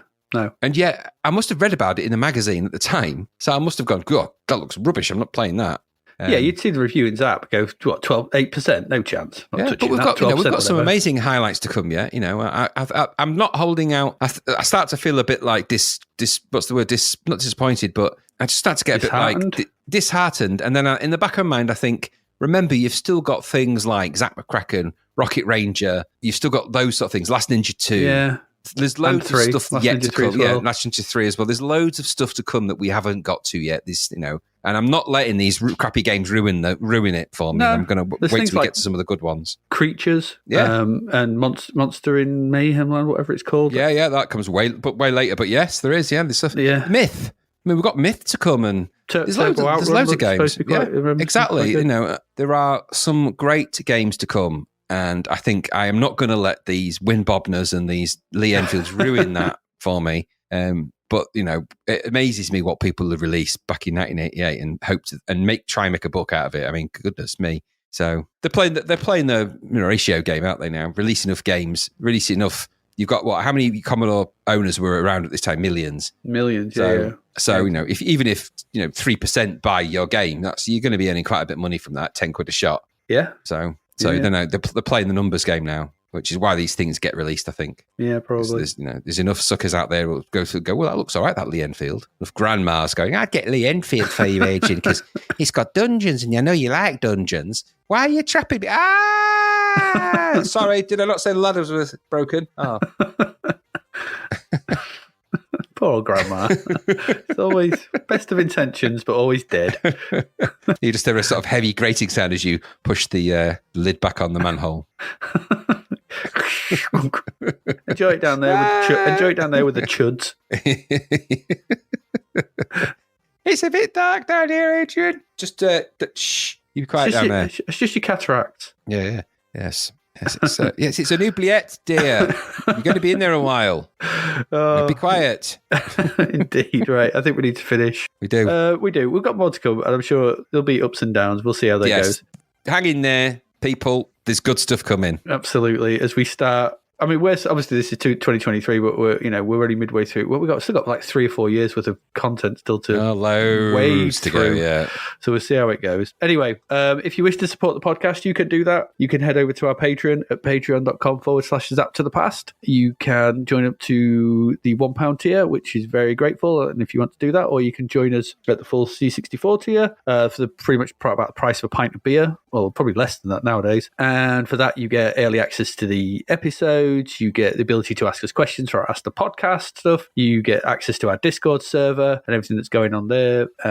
Ad-free episodes as well. So, and you help us out. It's a massive boon to us to show your support. If you want to do that, go over there. If you can't do that, give us a share on Twitter or Facebook or someone like that. Give us a shout out. Tell somebody you might think might like us. It's the way we grow and get better and bigger and more people listen. So it's all good. If you're into your C64 stuff or retro stuff, just give us a shout if you want. You can do that. Or what's the other one? Rate a review as iTunes. Yes. I don't know what it does, but do it if you can. Just give us a nice review or not. It's up to you. Just do something. No, do give us a nice review. Don't give us nasty ones. Don't worry. Yeah, absolutely. So I don't think I've got anything more to say. Hopefully I'll be feeling a bit better when we record our next one, but hopefully you enjoyed these couple. You got anything you wish to add, Mr. Raddings? No, just want, hopefully you'll be rid of the vid and then we can, no, I've said everything now. Just it's time to rest. Indeed. So as ever, I have been Frognum.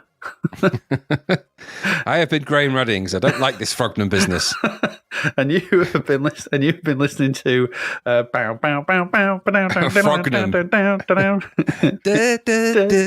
Ruined it. It's ruined.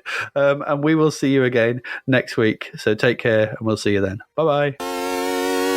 Thank you for listening to the Zapped to the Past podcast. We hope you enjoyed our deep dive into the world of Commodore 64 games, as well as the music, films and TV from around the 1980s, driven, of course, by the issue of Zap 64 magazine published at that time. We will return with a whole new batch of games and stuff to talk about next week. Until then, if you want to listen to or download previous episodes of Zapped to the Past, and why wouldn't you, they can all be found on our website at zappedtothepast.com, as well as being available on Podbean, Apple Podcasts, Google Podcasts, Spotify, Deezer, Audible, Player FM, and, well, pretty much anywhere where we can upload them.